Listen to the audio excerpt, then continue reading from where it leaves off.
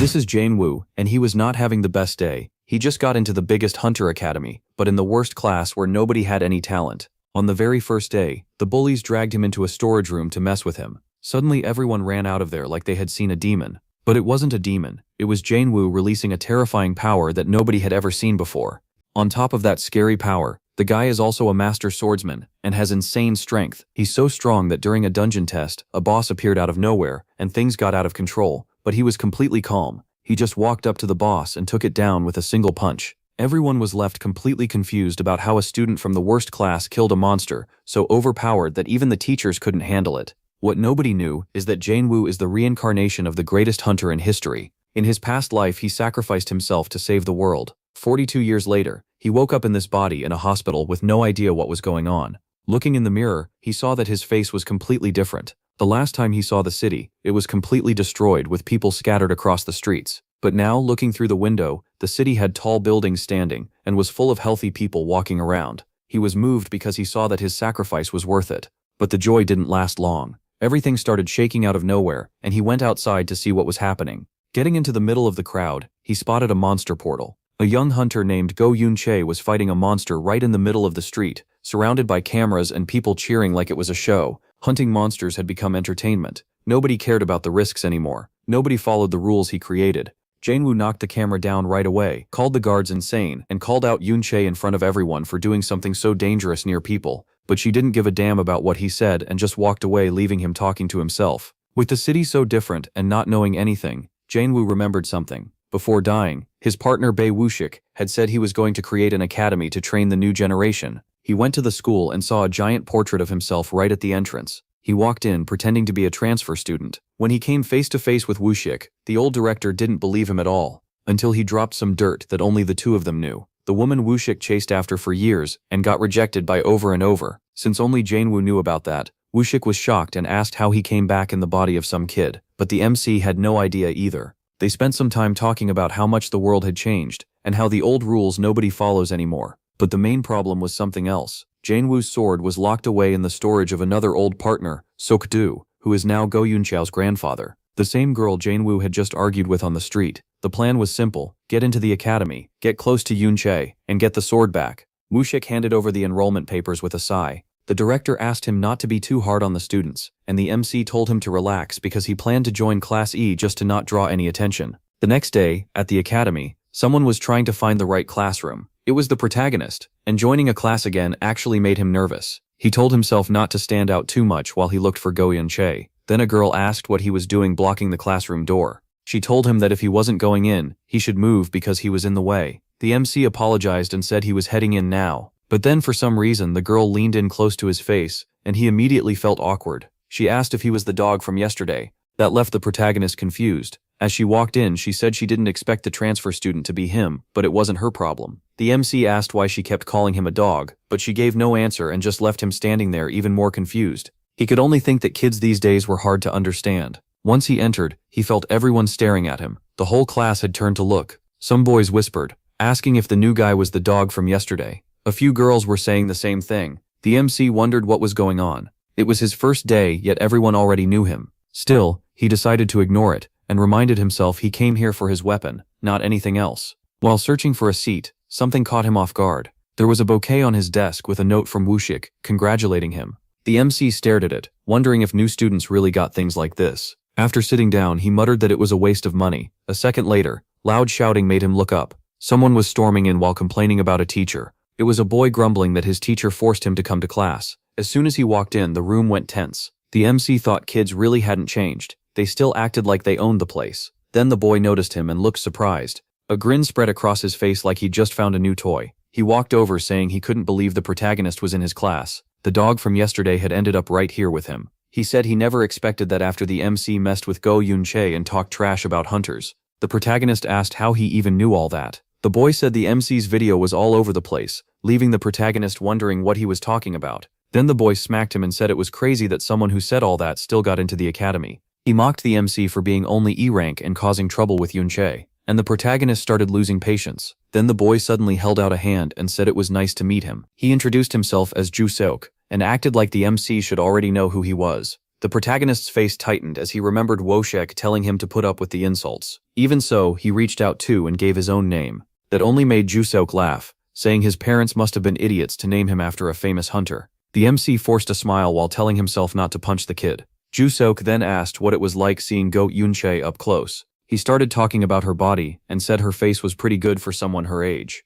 Then he laughed again, saying that just because she was a director's granddaughter didn't mean she could act so proud. He admits Yunche would be his type if not for all her issues, and that hard look in her eyes. Then someone cuts in and tells Jusok to stop. That instantly catches both Junwoo and Jusok off guard. It was the same girl from earlier, and Jusok asks why she's bringing this up again. She fires back, telling him to look in a mirror before judging anyone else. That sets him off. He snaps, asking if she's crazy, saying he ignored it before, but now she's crossed the line. The girl doesn't back down. She says they're both in Class E, so they're both trash. Jusok argues he's nothing like her, because he used to be in Class B. She says that means nothing if he can't even use his own powers right. She adds that the only reason he's still at school must be his father's influence. Without it, he would have been kicked out already. That makes Jusok furious. He lunges at her and tries to slap her. She squeezes her eyes shut, clearly scared. But a second later, Jusok looks stunned. He's suddenly flat on the floor. The whole class freezes, shocked that Junwoo actually stepped in.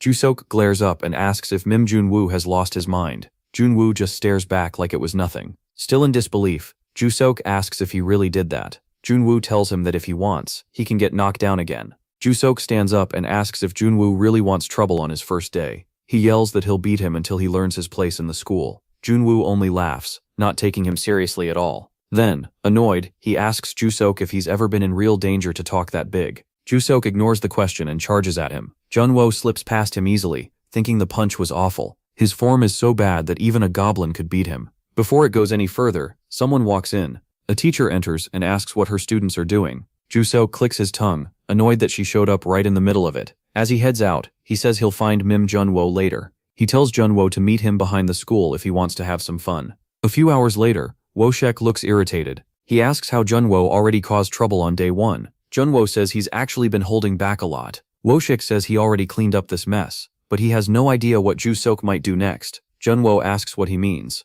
Woshek explains that Jusok is the son of a minister in the subjugation department. Because his father has power, the kid gets away with anything. Junwoo says that explains why Jusok turned out like that, and Woshek warns him to be careful. If he fights Jusok again, Woshek won't be able to help. Junwoo says he gets it and will deal with it his own way. Once outside the office, he lets out a sigh. Then the girl from before walks up and asks why he did that, catching him off guard. She asks if he even knows who he messed with. Junwoo says he doesn't care, he just can't stand rude kids. Then he asks why she started arguing with Junsok when he was only talking about Yunche. Right after that, Junwoo pauses. She looks a lot like the person he saw during the subjugation. He checks the name on her badge, Go Ah-hyun. Junwoo asks if she's Yunche's little sister, and she says yes. He thinks this could work for his plan, but then she says she's not really treated as Yunche's sister, because they have different mothers. Her father's side never accepted her as part of the family. That makes things awkward, and Junwoo asks if she at least talks to her grandfather. She says they get along great. He's the one who had her removed from the family registry. With that, all of Junwoo's hopes crash. Ah-hyun apologizes, and says that since she isn't part of the family, he won't get any reward for helping her. She tells him that as a new student he'd be better off finding someone to depend on, instead of staying alone. She admits she thought he was different, but says he's just like everyone else, only caring about status. Junwoo shoots back that she's no better, since she judged him just for being a special admission student. He says arguing over family background and special entry is stupid, especially for kids. Ah-hyun tells him to wait soon. He'll learn what being a special student really means at this academy. Junwoo doesn't care and keeps walking. Watching him leave, she feels a little embarrassed about the whole exchange. Elsewhere, Junwoo thinks getting close to Yunche would be easy, but now he'll need another plan. Just then, someone steps up behind him. The guy asks if he's Junwoo, the special student from Class E. Junwoo turns, wondering who he is, and asks what he wants. A few boys nearby laugh while staring at him. Then even more students start gathering. Before long, Junwoo is surrounded by 5 guys in the hallway. One of them tells him to come along, unless he wants to be embarrassed in front of everyone. Seeing where this is headed, Junwoo feels a headache coming on. Inside a warehouse on school grounds, he follows the group that dragged him there. The place reeks, and Junwoo wonders if this is their hideout. Then someone says their guest finally made it. It was Junsok. He says he'll ask one thing before the 6 of them make memories. Junwoo won't forget. He wants to know why a special admission student thought he could challenge him. Junwoo asks why everyone keeps calling him a special student like it's such a big deal. That catches Jun Sok off guard. He says someone who got in through connections shouldn't talk like he's important. Jun Sok adds that if he wasn't being punished, he'd handle this himself. Instead, his friends will do it. Then he orders them to start. One of the boys rushes in with a kick. Junwoo dodges it with ease. He almost looks confused when the guy falls on his own. Xiaobei Sok laughs and says Junwoo is good at dodging. Then the others rush him too, yelling that they'll teach him a lesson. Junwoo slips past another attack without any trouble. As he keeps avoiding them, he asks if the teachers never taught them basic combat. The same guy from before charges in again, yelling at him to shut up. This time Junwoo doesn't move away. He drives a knee straight into the guy's face. He thinks it's ridiculous that they can't even handle the basics. Blood pours from the boy's nose. Then he drops to the floor. The rest freeze, shocked that Junwoo took him down so easily. Junwoo asks why nobody else is coming at him, and reminds them Junwoo Sok promised unforgettable memories. That only makes Junwoo Sok even more furious, and he curses at Junwoo. Junwoo, getting fired up, says that if they're going to do this, they should do it right. Somewhere else, Go Ah-hyun walks through the halls, still complaining about Junwoo. She keeps thinking about him calling her words ridiculous. Annoyed, she says he talked big without knowing anything. Then she overhears someone say Junwoo Sok's group dragged Junwoo away. Others say his school life is already over and that he's the special student who got abandoned the fastest. Someone asks if the teachers were told, but another student says nobody wants to get involved. Ah-hyun says Junwoo deserves it for acting like he's above everyone. But then his words to her come back to mind. She suddenly stops. Then she breaks into a run. Back in the warehouse, Junwoo faces the three boys who brought him there. Junwoo Sok snaps at them, asking if they're messing around when all they have to do is rush in and hit him. But they're scared. Junwoo dropped the strongest one with a single blow. Junwoo says they're afraid for nothing, since he didn't do anything special. He adds that their skill and mindset are like little kids. That hits Junwoo Sok hard. He turns to his friends and tells them to use their abilities against Junwoo. One of them warns that if they use their powers, they'll get caught and expelled. Junwoo Sok says that only matters if they get caught. So they get ready to attack again, raising the bracelets on their wrists. Junwoo realizes they're using the same kind of item as Go Yun-chae, probably because carrying swords around is harder. Even then, the boys hesitate and can't bring themselves to move. Seeing that, Junwoo Sok jumps in himself. Calling them cowards, he shows his bracelet and activates something that lets him use his powers. One of the boys warns that he'll be in serious trouble if he's caught, but Junwoo Sok tells him to shut up. After removing the item, the system says his skill rank is D, and his abilities are now active. Our hero just watches without changing his expression. A message pops up saying the owner has been given a spear. Junwoo Sok says he'll make our hero beg and see how long he can hold out. The protagonist calls him a kid, and asks if he even knows how to use abilities. One of the others blurts out that the protagonist must be stupid. Junwoo Sok already has a weapon.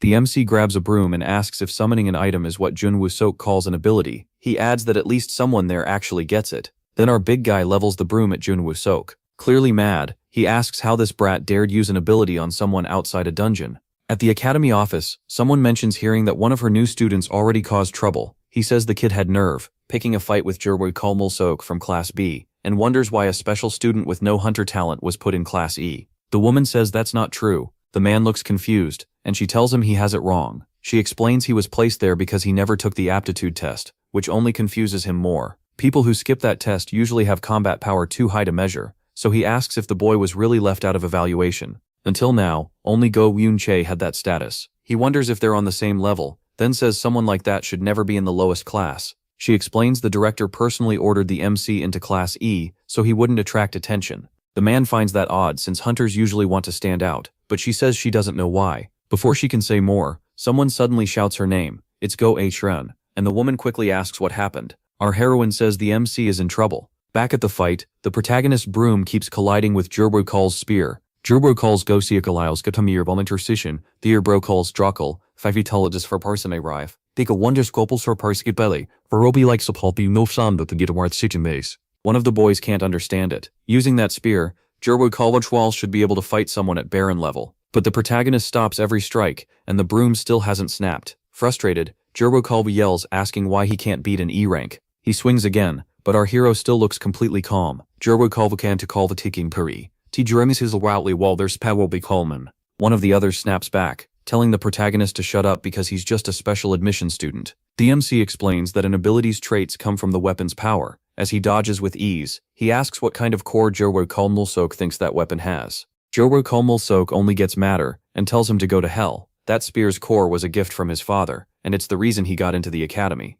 After graduation, he was almost sure he'd become a hunter, and if he did well enough, he might even join the student council. But now he's getting pushed back by a special student ranked E. Then our hero smacks Jo-Sook's hand with the broom. The system announces that the user has lost his weapon and must recover it at once, leaving the boy stunned. He freezes because the protagonist is now holding Jo-Sook's spear. Then he tells the kid to watch closely and learn how a real hunter uses a weapon. But suddenly, the whole building goes dark. The boys panic, asking what's going on. One says it feels like night fell out of nowhere, and then the light slowly comes back. One of them tells the others to look at the ground. They all go pale when they see their shadows peeling away from their bodies. The boy our hero hit just stands there in shock, feeling like something was stolen from him, then looks around for the shadows after they vanish. Dark energy starts rising around our hero. Terrified, the extra can barely believe it. He wonders if our hero is using the same core that was inside the spear. That thought hits harder when our big guy starts laughing, and corrupted energy pours out of him. The extra tries to back away and run, but he's already wet himself from fear.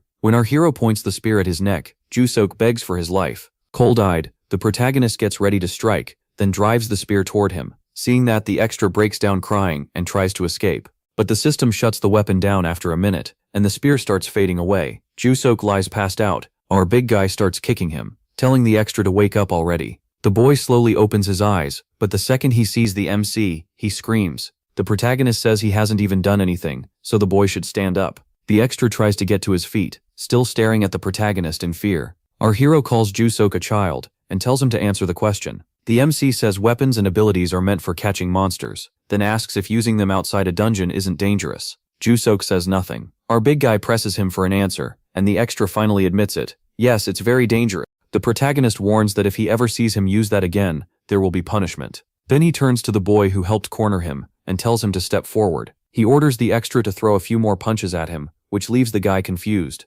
Jo-Sook says he wants the strongest punch, otherwise everyone will laugh at him for picking on a special student and still losing. The boy thanks him but asks why, and the MC says he doesn't want his identity to be exposed. The extra asks if that's really okay, and Junhyu says it better be his hardest punch. If it doesn't hurt, everyone there gets beaten. After hearing that, the guy gets ready to hit our hero. The moment his fist connects with the protagonist's face, the teachers rush into the warehouse. Seeing the blood on the floor, the woman says the MC is bleeding. Yubin says they've gone too far, especially since he transferred in today, but the extra blurts out that the blood on the ground is his. The teacher orders the student to come to the office. Then she tells Go Aijian to take our big guy to the infirmary, and the girl agrees. A few minutes later, the protagonist mutters that this body is way weaker than he expected. He looks at the girl and asks what she's doing when they were supposed to be heading to the infirmary. She stays silent. The MC tells her not to worry because he'll take care of it himself, and Ayun asks who he really is. He says he's just a normal student getting what he deserves, but she tells him to stop pretending. She saw everything.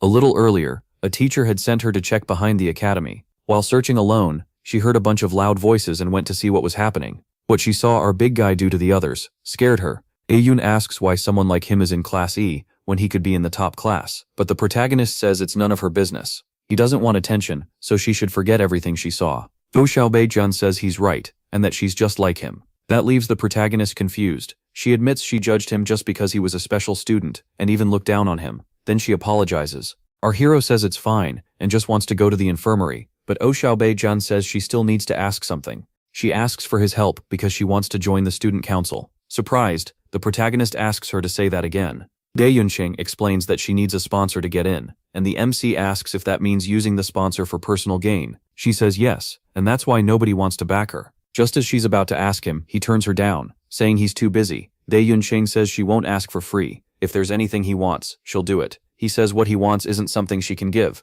She keeps throwing out offers, and he rejects them all, until she says she can introduce him to Yunche. That makes the MC stop, and ask if she's serious. He asks how that's possible, when Yunche was kicked out of her home, but the girl says that's not what she means. She pauses, making a funny face while choosing her words. Then A Yunsheng smiles and says her sister is on the student council, so if she gets in she can arrange a meeting. The MC reacts oddly and tells her to forget it. He'll handle things himself. But right then, his whole body starts to feel dizzy. He collapses, and the girl panics, asking what's wrong. The protagonist says he's been saying for a while now that he needs to go to the infirmary. Elsewhere, an emergency meeting is being held at the Hunter Academy. A teacher says this is the second time Jo-Sook has used his power, and that alone is enough to expel him. Another agrees. They can't ignore it this time. The first teacher backs that up, saying he saw it himself. One of the men asks what the academy director thinks about all this. Woo-Shuk turns to the teacher who brought Naeun in. He asks if Jo-Sook and his group really attacked the protagonist, and she says yes, she saw it.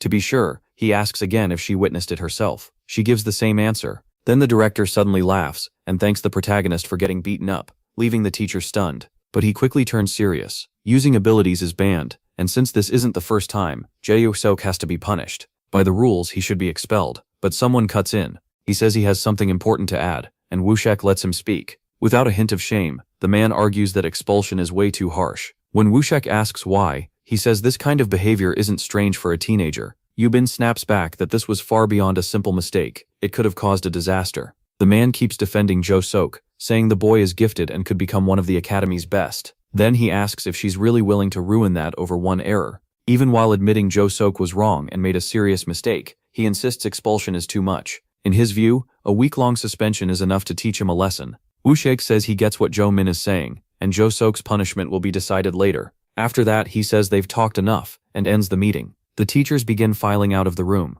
Meanwhile, the shameless man leaves with a smug look on his face, glancing at his phone before making a call. The person answering is the minister, Ju-sok's father. Jo-min tells him the punishment will likely be just a suspension, and that Ju-sok still has the best shot at joining the student council. In a cold voice, he adds that he'll make the MC pay, and with the end-of-month evaluation coming up, that won't be hard. 3 days have passed since school started, and the protagonist still hasn't seen Yoon-chae. He also thinks Class E is packed with hopeless students who have no talent for hunting, and the lessons are worthless. For now, there's nothing here for him to shine in. Before he can finish that thought, someone smacks him on the head. This is the same bullying scene from the start, and the ones messing with him are the same guys he beat up in the warehouse. To everyone else, it looks like he's become their errand boy, but that's not what's really going on. The student who hit him calls him pathetic, and tells him to come along if he wants to learn something. Then the former extras head out of the classroom, with the protagonist following them into the hall. As soon as he says a word, the two boys jump. He calmly tells them that slap actually hurt. All three quickly apologize. He points out that they're taking their anger out on him, but one of them rushes to deny it. Yoon-chae just said it had to look real. The protagonist asks if they handled what he told them to do, and the boy admits it wasn't easy for first years to get close to the student council, so he asks if they learned anything at all, and they say they found a few things. One rumor says Yoon-chae almost never comes to school. The MC asks if that's all. They add that she has almost no friends, and the only person close to her is another student council member named Jong-yoon. That finally sounds useful, so he asks where Jong-yoon is. The boys admit Jong-yoon barely comes to school either, and that sets him off. He tells them to get lost. They apologize again and promise better info next time. As a headache starts building, he realizes someone is standing behind him. It's Ion. She says this approach won't work, and when he sees her, he asks if she's been following him. She explains that Jong-yoon is an official student council member, so meeting him won't be easy. The MC asks why they're so hard to reach when the student council doesn't seem like that big a deal. Ion says it matters a lot because only the top students get in. He shrugs it off. They're still just students. She explains that joining the council means becoming a hunter right away and getting to take part in real missions. On top of that, every member comes from a powerful family, so even the teachers treat them carefully. Inside the academy, they basically hold all the power. At the rate he's going, she says, he won't even catch a trace of Go Yoon-chae. Jang Bao asks if there's any other way to find her. Isa then starts to suggest joining the student council, but he shuts it down right away. Confused, she asks why he keeps refusing. He reminds her that she herself said only talented people can stand out, and she doesn't have that talent. Aeyuan says he just needs to teach her, and promises she'll work hard. That makes him laugh. Then he warns her that learning from him would bring unbearable pain. The two go quiet for a moment. Then he says he doesn't know why she wants into the council so badly, and tells her not to chase something beyond her reach. But Aeyuan says she doesn't care. That catches Jangbo off guard. She says if she can't get into the council, she'd rather leave for another world, and she begs him to train her. She wants to learn everything about subjugation, and she's ready to devote herself to training, no matter what. He starts walking away, saying the break is over, but she calls after him and asks for an answer. He smiles to himself, thinking she's got guts. It's been a long time since he's seen that kind of resolve, and he figures she may be useful later. Somewhere else, a teacher is praising her students and asking if they already know about the monthly evaluation. She tells them to take it seriously, since their scores were bad last month. Just as she's about to keep going, someone cuts in and apologizes for interrupting the class. It's that shameless teacher, and he says he's here to announce a change to the next monthly test. He reveals that first-year students will take a hands-on exam inside a dungeon. The whole class is stunned. Our heroine can hardly believe it, and the protagonist looks seriously upset. The teacher protests that this can't be right, but the man tells her not to raise her voice in front of the students. Yubin argues that a practical dungeon test is too much, and he fires back by asking if she thinks Class E can't handle it. She has no answer. He says it doesn't matter anyway. The decision is final, and keeping students out of proper training would be discrimination. Then he asks how long they plan to stay cut off from the academy's main activities, when students need these basics to become hunters. The MC thinks this is insane. These kids know almost nothing. They're basically children. No normal teacher would send them into a dungeon unless something else was going on. The man says anyone who doesn't want to take the test can give up and attend remedial classes instead. Then staring right at the protagonist, he adds that withdrawing from the exam will get him expelled. As he leaves, he says he'll personally supervise the evaluation. The protagonist is sure they're hiding something. That teacher couldn't pull this off alone. Someone powerful has to be backing him. Later in the director's office, Woshik confirms his guess. The one behind this is Korea's Minister of Civilization. The MC says he's been blacklisted because of Jo Seok, and Woshik apologizes, saying he tried to stop it. But Myunjin is too important to the academy, and too tied to its past, so his hands were tied. The protagonist says he understands. Woshik keeps explaining, but the protagonist cuts him off. He's heard enough and doesn't want any more excuses. The director asks how he plans to get through this. The MC says the answer is simple. He'll take the exam. He still hasn't found Jo Seok, so getting expelled isn't an option. Then he looks at Woshik and asks if he has any weapon he can use. Woshik says no. The MC points out he can't go into a dungeon empty-handed, and asks for anything at all. But Woshik keeps refusing, saying items are too dangerous. That surprises him a little. He grabs Woshik's arm and asks if he's finally gotten bold enough to lie to him. Woshik denies it. Then the MC notices the ring on his finger and asks what that is. At that moment, the second biggest JOAT in the story realizes he's been found out, because that ring is one of the rarest items there is, the Ring of Patelis. The two start talking about it. The MC asks if Woshik still had it after all these 50 years. Woshik says he only started using it after his leader fell. That brings back the past, when the protagonist saved him and brought him into the team, even though he was nobody then. The MC asks what exactly he's doing. Then he takes the ring right off Woshik's hand and says he'll be borrowing it. The protagonist smiled, holding the item he used long ago before his defeat. Woshik asked if using it was really okay, since that meant he wasn't truly E-rank. The MC brushed it off. This dungeon was made for kids, so it wouldn't matter much. Just as he was about to leave, the director said he had one more thing to tell him. Our hero stopped and asked what it was. Woshik started to speak, but John Woo shut the door and left before he could finish. Left alone, the man wondered if he should just quit as academy president. Out in the hall, that shameless teacher was on the move. A moment later, he knocked on the door of the Hunter Academy's special department. When the door opened, what he found caught him off guard. Go Yun-chae was inside. Surprised, he asked why she had come to school for the first time. She shot back, asking why he was barging into her room. Annoyed, he said teachers could enter whenever they wanted, and told her not to act proud just because she was on the council. After that, she said nothing. That silence made him feel awkward. Trying to keep it together, he said there would be a first-year evaluation, and the school wanted a student council member to supervise it. He added that this one would be a practical test. The girl asked if he was seriously making first years take a practical exam. He said yes and asked if she was interested. She refused. When he asked if Chao Bei could get another council member instead, she said the others couldn't do it either. The shameless teacher asked if she meant the practical exam should be delayed. She said yes. If it couldn't happen without the council, then it should wait until next year. There was no benefit for them anyway. She added that if they paid her, she might think about it. He snapped, asking if being on the council made her think she was above everyone else. Junmin said he was the one who helped her rise at school and asked if she really thought she did it all alone. She told him not to dump his anger on her. Her grandfather was the one who judged him, not her. Then she added that he should treat the council members better too. Junmin was left speechless and asked where she had heard about his judgment. Before she could answer, someone walked in. The newcomer smiled, saying it was nice to see his teacher again, then asked if something important was going on. The man explained that he needed a council member to oversee the exam. The boy asked if Chas had accepted, and he admitted she hadn't. So the student offered to do it himself, since he had nothing important planned. Junmin asked if he really could help. The boy answered that of course he could. He was a student council member too. Junmin thought the student was a little hard to deal with and hesitated over giving him the job. Still, he approved it and told the boy to sign the paper and send it over. Go Yunqing watched quietly while the boy wore a suspicious smile. She asked what he'd do about his subjugation schedule. He said he'd just cancel it. Unlike her, he wasn't famous, so nobody would care. Chao Bei didn't get it. She asked why he wanted to help Professor Chao Bei, when he clearly didn't like the man. The boy said he was taking the role so he could watch that professor. He didn't want the same accident from the past to happen again. He also wanted to see the test results, because he'd heard the boy from the hospital had entered the school as a first-year special admission. Chao Bei was puzzled. The way he talked about subjugations made him sound like he already knew all about them. He said he got curious, so he kept an eye on the protagonist. On his first day, that guy beat Josok's group and skipped the evaluation, just like she did. Then he asked if she wasn't curious about what kind of person the protagonist really was. Elsewhere, at the academy training grounds, our hero noticed that some students from classes C and D were missing. The B-rank students had joined in and looked way too eager to show off in front of the girls. In the MC's class, only he and one other student were taking part.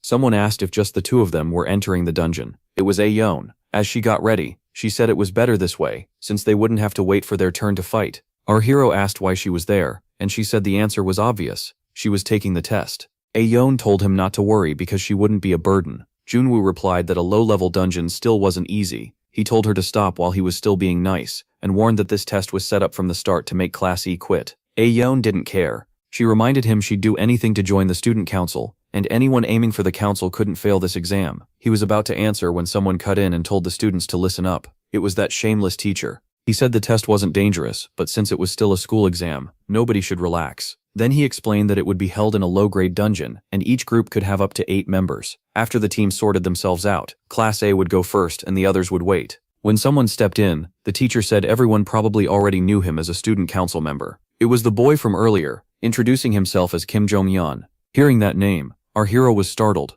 It sounded familiar, like he'd seen him somewhere before. Then the shameless teacher looked at the protagonist and said that since Class E only had Junwoo and Ayusa, they would join Class 500. The council boy greeted the MC. The guys the protagonist had beaten before looked nervous, even though they tried to act tough. Our heroine pointed out that they were doing a terrible job pretending they were obviously scared. Other students complained that they were unlucky to be grouped with a special admission student. One boy asked why they had to team up with one, and a girl whined that it was like doing the mission with 2 members missing. One of the boys who got beaten by the MC apologized, but before he could keep going, the protagonist cut him off and said it wasn't a big deal. Then he asked for any information on the dungeon, and someone said they had gathered a little. A boy bowed and handed him a tablet, telling him to check the details. Everyone was stunned. Someone was bowing to the biggest loser in school. Then that same boy sneered, saying our hero was useless if he had to depend on others for information. A few hours later, at the cave entrance, Junman asked if the last team was ready. Hen said the freshmen should be able to figure out the routes and how to finish the mission. The teacher explained that the test would end once they defeated the dungeon boss. With a strange smile, he asked if anyone wanted to know anything else. The protagonist stayed quiet and watched him closely. Next, Jong-yoon announced that the final team could start, and the protagonist's group entered the dungeon. As they moved forward, our hero thought the dungeon seemed normal enough. It was filled with the usual cave monsters. Then a loud sound echoed through the dungeon, making the MC stop. A huge wave of rat-like monsters came rushing at the students. The group panicked, shouting that there were too many, and getting ready to fight. The system announced that they were now allowed to use their abilities. Janwo's face changed as he muttered that he wanted to see what these students could really do. One boy sent out a blast of wind. Another used a sniper-style combat skill. The last one triggered a berserk ability. Together, they barely kept the rat swarm back. One student kept firing air bullets at the creatures. That was just enough to stop the monsters from breaking through. The MC thought this was about what he expected. They could barely use their powers and didn't really understand them. The others weren't much better, just swinging their swords without any real plan. Only one person truly stood out. It was our heroine. Using a fire skill, flames swept over the monsters. At once they shrieked as they burned away. The MC noticed that Ai-yan actually knew how to use her power. Even without proper Class E lessons, she'd trained herself. He admitted she fought well for a kid, but she was still only a beginner. The other students were already worn out, wondering if this was really a low-level dungeon since the monsters kept pouring in. Right then, one rat lunged at a boy. At that moment, our hero activated the Patelis ring, and the system announced a skill was being used. The protagonist got ready to flick a stone. In the next second, the rat was blown apart by his attack. Its body slammed into the wall, and the boy just stared in confusion. The MC told him to be more careful and stop making reckless attacks. Instead, that jerk told Junwoo to shut up, and the girl claimed he was only trying to score points faster. Our big guy couldn't believe it. They were so clueless, they still didn't understand how bad things were. One student asked if Junwoo had really pulled that off, while the redhead admitted this dungeon was way tougher than expected. Junwoo let out a sigh. They were painfully weak, and they didn't even realize they had almost been wiped out. There was no way they could keep going. They were already spent, and they hadn't even been inside 5 minutes. At this point, the only one who might help was Goe-yeon, but even then, Junwoo knew he couldn't depend on her. He wanted to leave the others behind, but people were watching, and something about this dungeon felt wrong. So he looked at the shameless supervisor and asked if the dungeon didn't seem strange to him. There were way too many monsters, especially this close to the entrance. Something was clearly off, and they should stop the hunt and figure it out first. Junmin just sneered, asking if Junwoo was good for anything, then told him to stop butting in. While walking off, he called Junwoo arrogant and said not to overstep. He was the supervisor, so he would decide what happened. Junwoo shouted that if they kept this up, someone would get hurt, and he tried to keep talking, but the bastard cut him off and told the students to listen. If anyone was too tired to continue, they could drop out of the exam. No one answered. The students just stood there in awkward silence. The other shameless adults kept quiet too. Jungwon said that if Jungwon was scared, he should quit by himself instead of dragging everyone else down. He even warned that one more problem from Jungwon would get him kicked out of the exam on the spot. Then someone put a hand on our big guy's shoulder and told him not to worry. It was Jung Yoon. He said that if things got dangerous, he would step in. As he walked off, he added that even if he didn't look like much, he was on the student council, so Jungwon didn't need to worry. Junwoo watched him leave, still trying to make sense of everything. A few minutes later, the extras got excited, saying they had finally found the boss room. But the celebration died fast, and everyone suddenly went quiet. Junwoo sighed again. They were already scared before even seeing the boss. He headed to the door and said he'd open the boss room himself. Abane stepped in and said they'd do it together. Junwoo tried to say he could handle it alone, but she ignored that and stayed by his side. She told him he was probably laughing inside because everyone else was scared, but she wasn't. Junbao glanced away, trying to hide it. Then the two of them opened the boss room door together. The moment Junbao looked inside, he froze. A huge monster was lying on the ground, with red liquid leaking from its head. The boss was already dead, and the floor was covered in blood. One student asked if that was really the boss, and the others stared in shock, wondering if it was already dead. Junbao was confused too. He kept saying this dungeon was supposed to be unexplored. Our heroine looked at Junbao and asked if he knew what was going on. He said there had been an interference inside the dungeon, and immediately yelled for everyone to retreat. The students jumped in shock and asked why they had to run. Junwoo told them to get out now. There had been a dungeon interference. Then a massive shadow suddenly fell over Junwoo and our heroine. For the first time, even Junwoo felt real fear. The monster was enormous, and the students panicked and ran the second they saw its size. A dungeon interference happens when a stronger monster invades and kills the dungeon boss first. In a low-ranked dungeon, that was about the rarest thing possible. Our heroine looked terrified. Even our hero was shaken. The system identified the beast in front of him as a three-tailed tiger. Junwoo knew this was a disaster. A green-rank boss had appeared in a purple-rank dungeon. The students screamed as they ran, desperate to find the exit. But the beast ignored Junwoo and jumped at the others instead. It crashed down and wrecked everything around it. The teacher was terrified, while Hyun told everyone to get behind him. The system announced that authorization was granted, and rank 6 skills were now active. He could finally use his powers. A glow spread through the dungeon, coming from the boy's arm. Xiaobei's skill was Porcupine's Wrath. He called to Junwo, saying he couldn't beat a green-rank enemy alone, and asked for help. That caught Junwo off guard. Why did this boy want his help?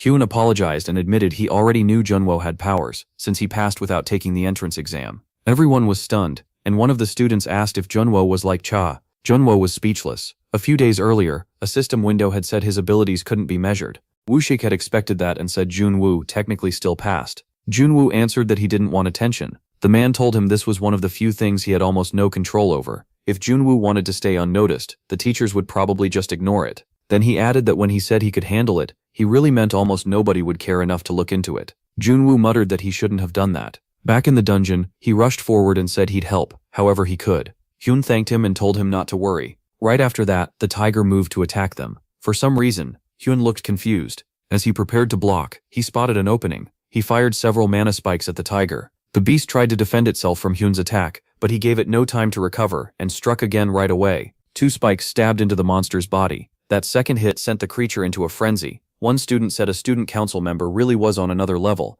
and a girl admitted they looked like children next to him. Then some of them looked at Junwoo and complained that he was doing nothing, while Hyun handled everything. One student even asked if Hyun was giving Junwoo special treatment, but the girl said that couldn't be it. Still, the boy said Junwoo had annoyed him from the start. He couldn't let him get away doing nothing. He had to figure out what was really going on. The third strongest Joe 8 member kept pushing forward, searching for chances to strike. He was baffled. He had never had a fight feel this smooth before. To him, beating a green rank boss this easily felt almost too good to be true. Then he passed by Junwoo's and got even more suspicious. Was Junwoo somehow making this happen while letting him take all the credit? But he dropped the thought when the tiger came at him again. At that moment, Junwoo casually flicked a rock into the monster. The tiger started getting dizzy. Our big guy was practically putting it to sleep. Now the boy finally got it. Every time the beast tried to close in, Junwoo used a skill to knock it off course. He had read about something like this before. Yunwoo was targeting weak spots, which should have been almost impossible unless you knew exactly how the monster would move.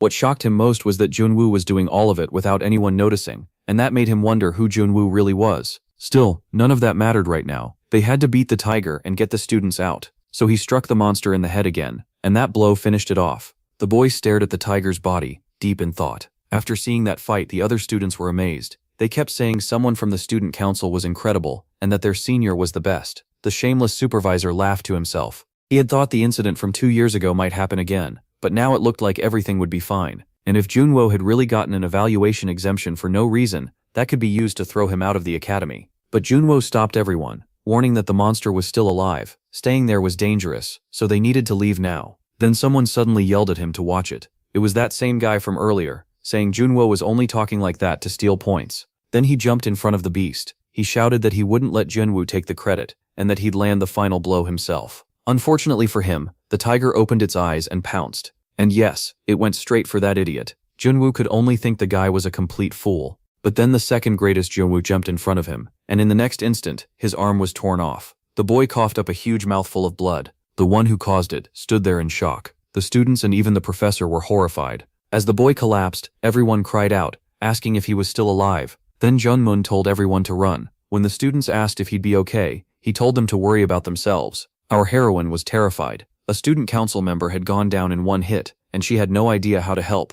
Before she could think any longer, the monster was already in front of her. She told herself to stay calm. The tiger feared fire, and that was one of her powers. But when she tried to attack, nothing happened. Fear had taken over. Her whole body shook so hard she couldn't move at all. Then the creature charged straight at her. Right then the system announced that explosive flow had been activated. A fist came flying toward the monster. It was our hero. One punch slammed into the tiger and sent it flying. The girl stared in shock. Had Junwoo really blasted it away with a single hit? That one punch launched the tiger far back. A second later, the protagonist moved out of there. The extra from before was crying beside our fallen goat. Honestly, he didn't seem evil, just stupid. Then someone grabbed him by the collar. It was our hero, telling him to quit messing around and carry him away if he didn't want him to die. The protagonist called the big guy over to help, while everyone else was told to stay hidden. Getting ready to fight, he blamed himself. If he hadn't stayed in the shadows, this could have ended much sooner. Now the creature was roaring right in his face. A moment later, it swung at him. Our goat dodged with ease.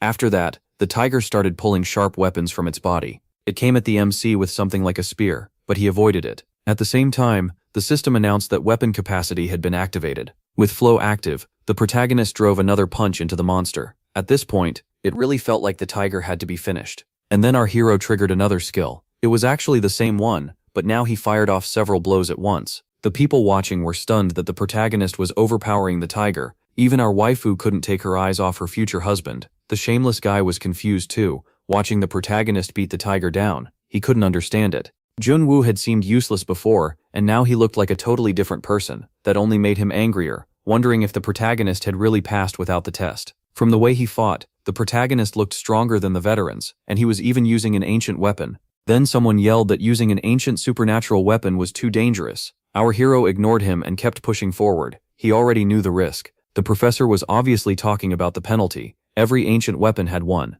Its effect changed depending on the weapon, and some could even kill the user. Even so, he kept using them because they were insanely powerful. The bracelet was simple to use and had great power without a penalty, but it only let the user use the abilities of the monster inside its core. A supernatural weapon was different. It boosted the monster's power and changed its form so the hunter could use it. The MC thought the new hunters had gotten soft, and even if things were okay now, monsters would only get stronger later. Then, in the next instant, the tiger came at him. The bastard tried to hit our hero again, but the goat slipped past it without trouble. The system announced flow attack, and the creature actually looked scared. The protagonist spun through the air and then drove another punch at the tiger. The explosive hit was so hard the monster shut one eye from the impact. The shockwave even reached the bystanders and our heroine. Smoke filled the area, and through it the protagonist remembered the Patelis ring's penalty. It fed on the user's fear. Even after getting smashed like that, the bastard still opened its eye again. Then the system announced that the penalty was activating. Patelis was a green-class monster the protagonist had hunted before. If anyone feared it, the thing became almost impossible to beat. Since the ring was made from Patelis's core, its penalty was simple. The first person to feel fear would be taken out. In other words, the first one to lose their nerve would go flying. The MC headed back to the students and asked if Hupun was okay. The big guy said he had at least stopped the bleeding. His companion was still breathing, but he'd lost too much blood, so they had to move fast. The protagonist asked for the radio, saying there had to be a control center. They needed to contact the higher-ups. The professor pulled it from his pocket, and the protagonist took it right away. He turned it on, and reported that they had cleared the dungeon, but there were casualties. He added that interference had changed the dungeon from purple to green, and one injured person had a critical wound. Then he suddenly used a code. Our hero said he was leaving the dungeon, and told them to send a rescue team immediately. As he gave Hyun's details, Junwon wondered how an E-rank student knew injury codes and the reporting system. If Junwon was supposed to be an amateur, who was he really? The protagonist didn't answer, and that only made the guy madder. He started shouting, then got punched right in the mouth.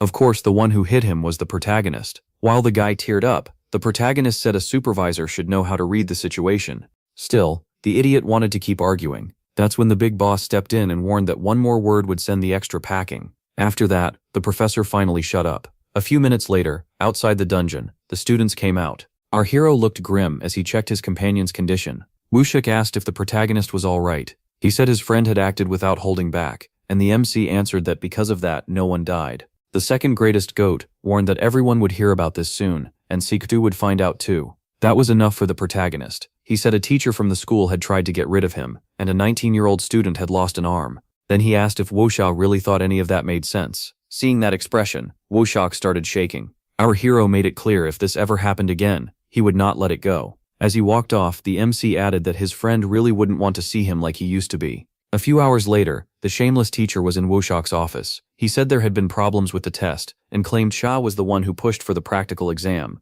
He went on to say the test was meant to fix the gap between the other classes and Class E, insisting it had nothing to do with that earlier incident. The director said that even now, Youngmin was still making excuses. Then he snapped, asking if Youngmin really thought he didn't know the test was made to drive our guy out of school. The shameless teacher was shaken. He hadn't expected Woo-shik to know already. For a second he wondered if someone more powerful than Minister Munjin was involved, but pushed the thought away and tried to recover. He insisted the test itself was fine, and that nobody had been forced into the subjugation. Before he could spin more nonsense, the goat cut him off and said the real issue was the sudden switch to a practical exam. Passing needed 60 stars, and Jungmin already knew the special students had no real chance, so it was unfair. Then he pointed out that the MC clearly wasn't normal. He didn't even need to take the exam, yet still got the best result. After that, the teacher claimed the dungeon accident was just a case of interference. Then came one of his biggest realizations. He said Woo-shik had approved the test too. That actually left the goat speechless, because he had approved it. In the end, Woo-shik stopped arguing, and said he understood. He told the teacher to prepare the report.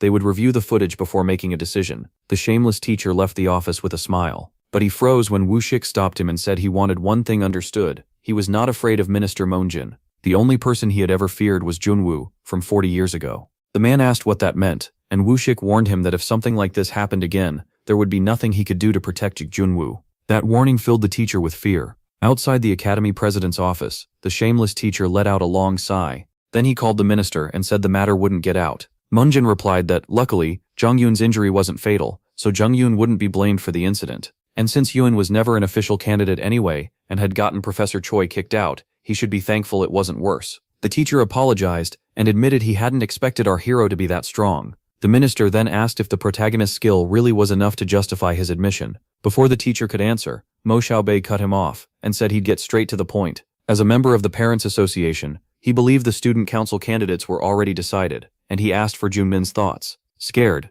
the shameless teacher quickly agreed. The minister said that was good. Then he added that Chow had worked hard and shouldn't lose heart, and suggested they have lunch sometime. The minister hung up, and the shameless teacher let out a long sigh. He couldn't understand how a student could be this strong. Yunwoo was way beyond normal students. He was even above seasoned hunters. Still, he decided he had to use this chance. No matter what, he needed to bring Junwoo down. Elsewhere, someone warned the protagonist that this would hurt, but he brushed it off. A second later, the big guy yelled when the doctor pressed a cotton swab against his arm. The nurse told him it was already over, and said not to lie down until it dried, along with a few other instructions. Our heroine mocked her future husband for acting like a baby after beating a green rank boss, and the MC told her to shut up. He wondered if it hurt this much because he hadn't used a supernatural weapon in so long, then reminded himself things weren't like before. The hero complained that she kept popping up and getting on his nerves, and the girl said she'd stop coming if he agreed to help her. He asked if she was seriously still trying to get into the council, and how many times he had to say no. Whether she joined the council or not meant nothing to him. Then someone cut in, saying getting into the student council wouldn't be easy at all. Ye-nu looked surprised, and said she heard he had been moved into the protagonist's room. That was the third biggest goat in the story, and the MC asked how he was doing. The boy said he was fine, but his injuries still hurt a lot. Our hero then asked if he'd heard that the arrogant guy had dropped out. Hen said he found out right after the practical exam. The protagonist said that if someone saves your life, the least you can do is show up and say thanks, but the guy ran off. Hen brushed it off, saying they still survived. The protagonist asked if that was really the right attitude when the guy had lost his arm. That left the boy speechless. Then the goat said his father always told him that as long as he wasn't out, he could overcome any challenge, and since he hadn't been sent to Brazil, he figured things would work out. The MC thought that at first the boy seemed suspicious, but he gave up his arm to save someone reckless, and even 40 years ago, people like that were rare. It had also been a long time since he'd heard that saying. Breaking the mood, our heroine asked why he said getting into the council was so hard. The boy said he heard AN wanted to join, but it probably wouldn't be easy. She asked if it was because she was in Class E, but the goat laughed and said that wasn't the reason. Then he asked if they had ever heard of the Parents Association. That caught both of them off guard. The girl said the way Hen said it made the group sound dangerous, and he told her she was right. There were 5 first-year members in the Parents Association, and together they had 5 children. There were also 5 council spots for each grade. He asked if they got what he meant, and our heroine went pale. He explained that this was a group of powerful parents who had already decided their kids would get those council seats. A little uneasy, An asked if he got in that way too. The boy said no, he only made it in after a reserve spot opened. The protagonist asked if students needed approval to join, and if not, whether they just removed someone else. When Hen stayed quiet, the MC asked what happened to the students pushed out during that process. Our heroine was shocked, wondering if people were really being removed over this. The goat asked if he really had to answer that. Then he looked at our heroine and said it felt strange saying this as a senior, but she'd be better off giving up on the council. She refused right away.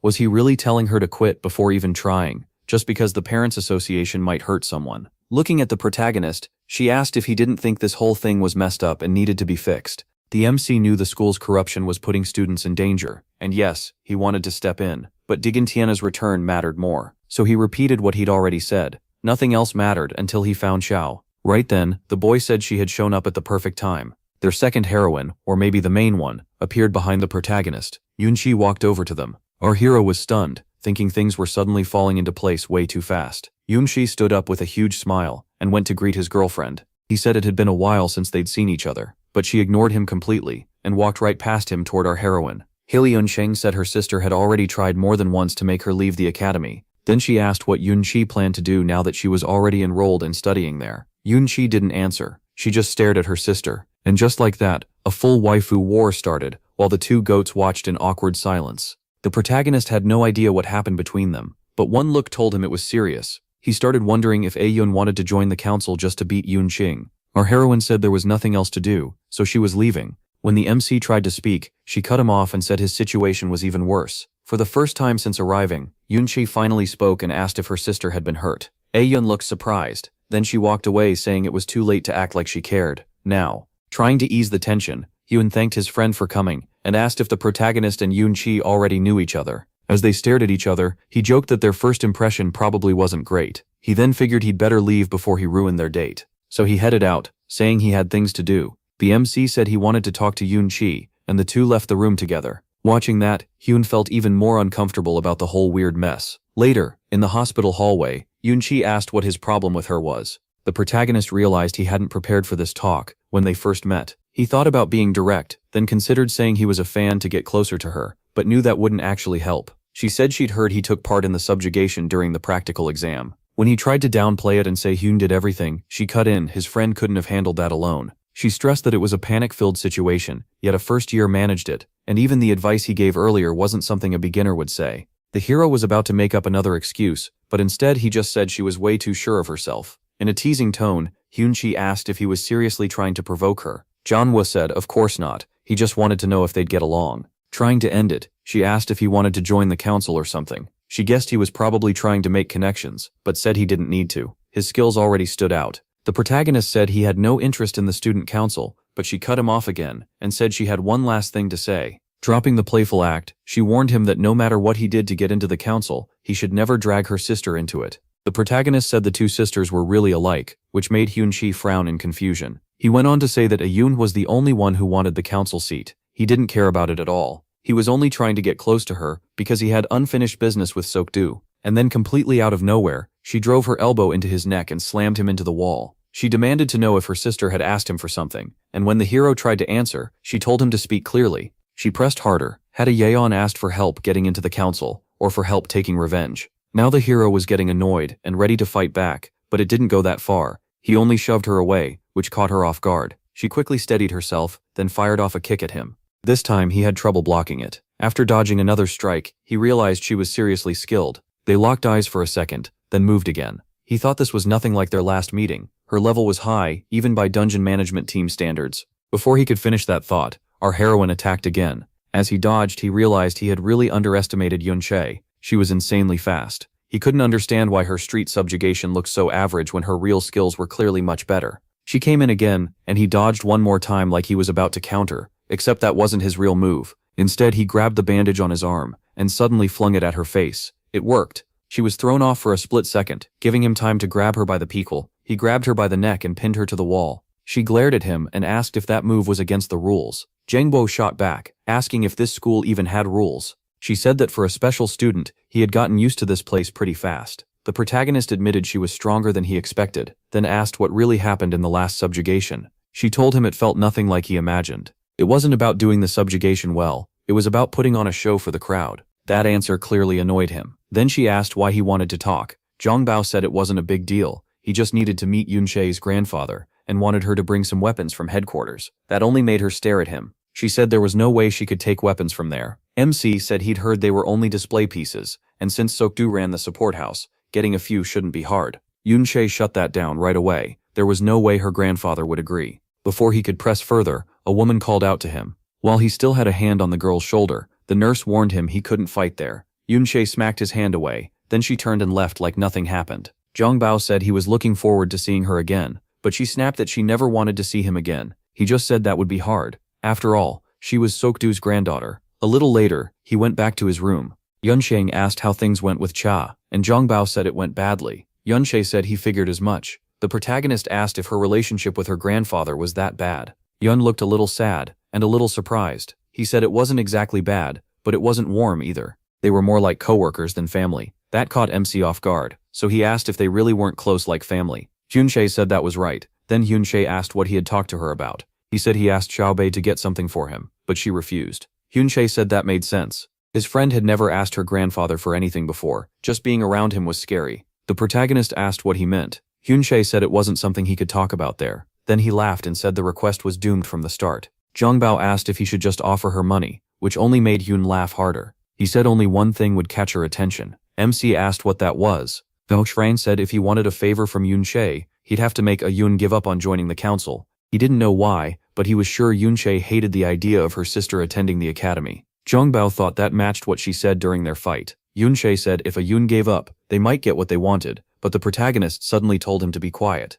Someone was passing nearby. A few hours later, somewhere else, our heroine sat alone on a bench. It was the same person who had passed by earlier, and now she was replaying what she overheard from MC and Hyun. She remembered how hard she had pushed herself to join the council so she could get revenge on Sokdu, but with her current skills, she couldn't make it into the council. She might not even graduate from the academy. That was why she needed Zhongguo. He was only a first year, but he was way stronger than he should be, and with his help she could make it through. Still, she told herself she had already lost any chance of getting his help. Then she forced herself to accept it. Things had always been this way, so she'd just deal with it alone again. Until someone walked up to her. It was him, and the first thing he asked was why she was acting so pathetic. He asked why she wasn't heading home since it was already late. She said she was just about to go. Xiaomo said he had one question, was she thinking about giving up? That made Ah Yuan flinch. She asked why he would think that, and he answered like he already expected that response. He smiled, thinking this wasn't how things had happened in the original story. Then he told her he had fought Cha.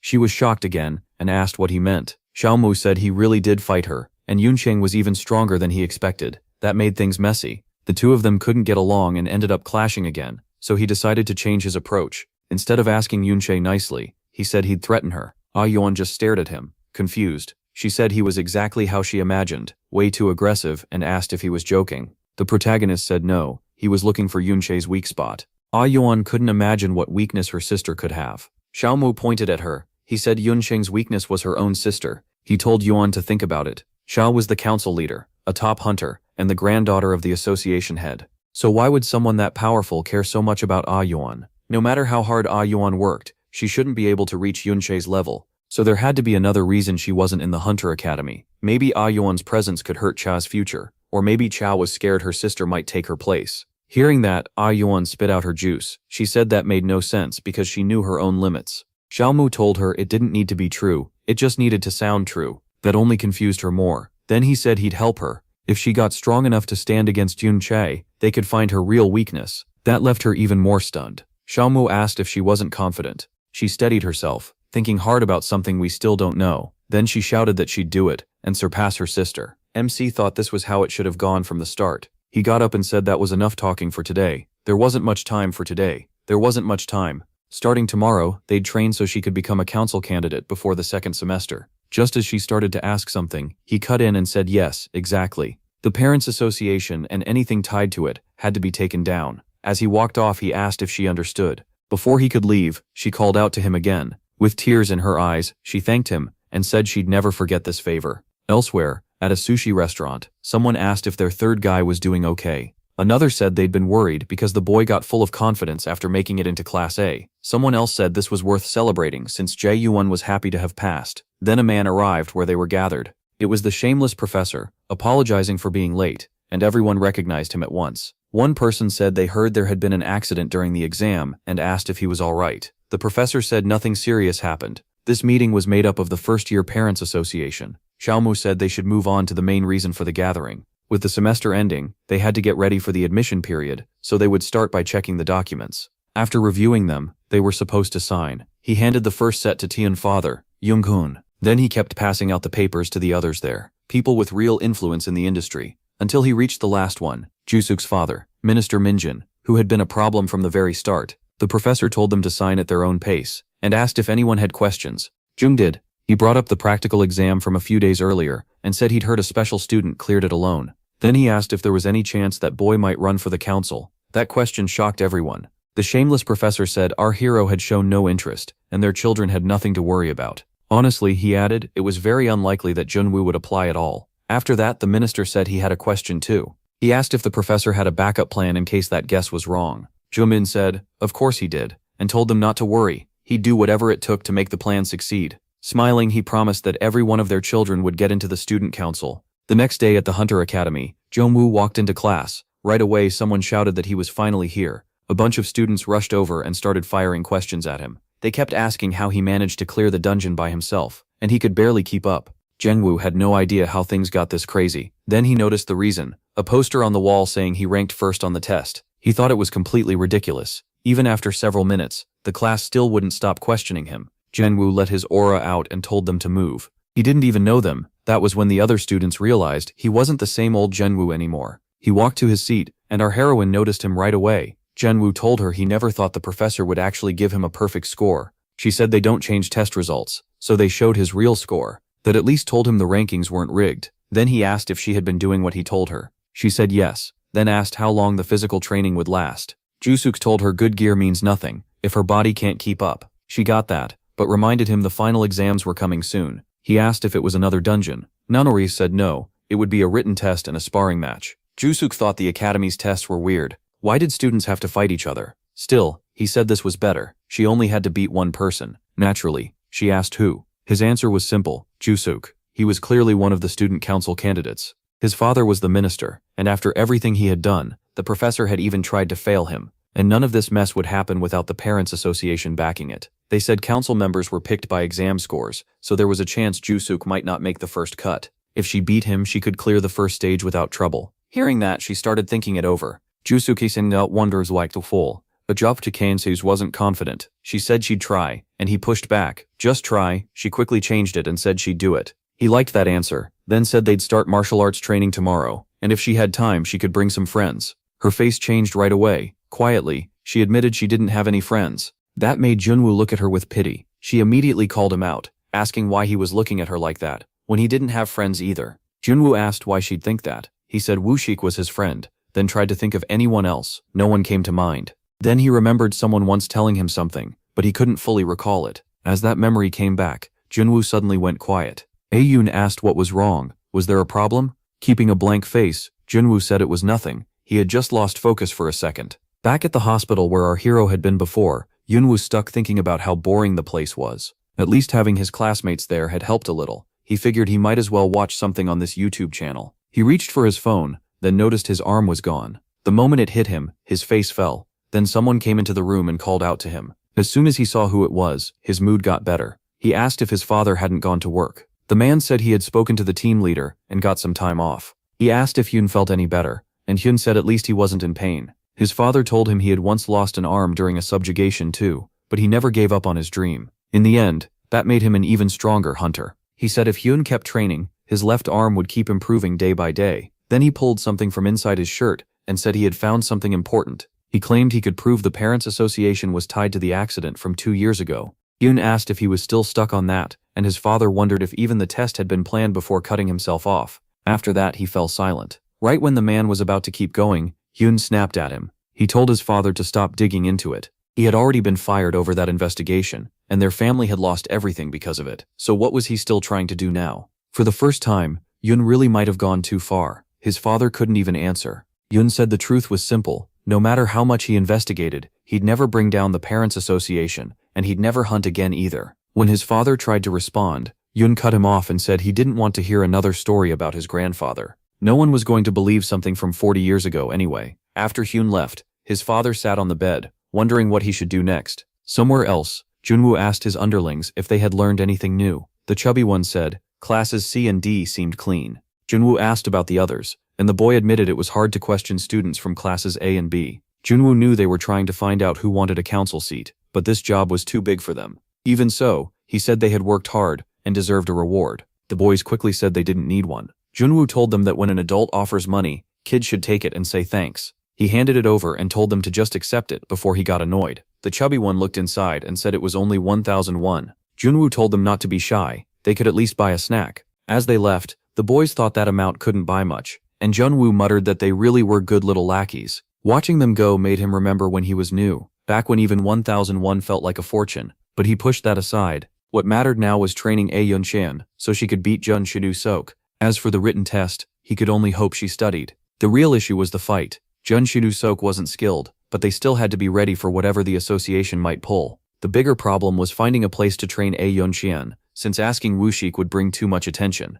Just then, someone called out to him. It was Hyun, happy to see his friend again. Junwoo asked if he had already left the hospital. Sean said he was only back at school to take care of paperwork in the office. Then, after hearing Junwoo was helping A Yuan, he asked how it was going. Junwoo explained everything, and Sean said he got the situation. He pointed out that Class E had limits on using academy spaces, and Junwoo said that was exactly the problem. Sean then asked if he really planned to go against the association. Junwoo said of course, and asked why he was bringing that up. Sean warned him it wouldn't be easy, and could even cost him his life. Junwoo just laughed, saying they'd already survived worse together, so they'd find a way again. Sean admitted he was right. Somehow, they really had made it out of that dungeon. His mind went back to everything that happened as it collapsed, including the moment he stepped in front of the arrogant boy to save him, remembering all that made him sad again, and he said he sometimes wondered what would have happened if Junwoo had been there during the accident 2 years ago. That left Junwoo confused, but Hyun brushed it off, saying it was nothing, then added that he might know a place where Junwoo could train.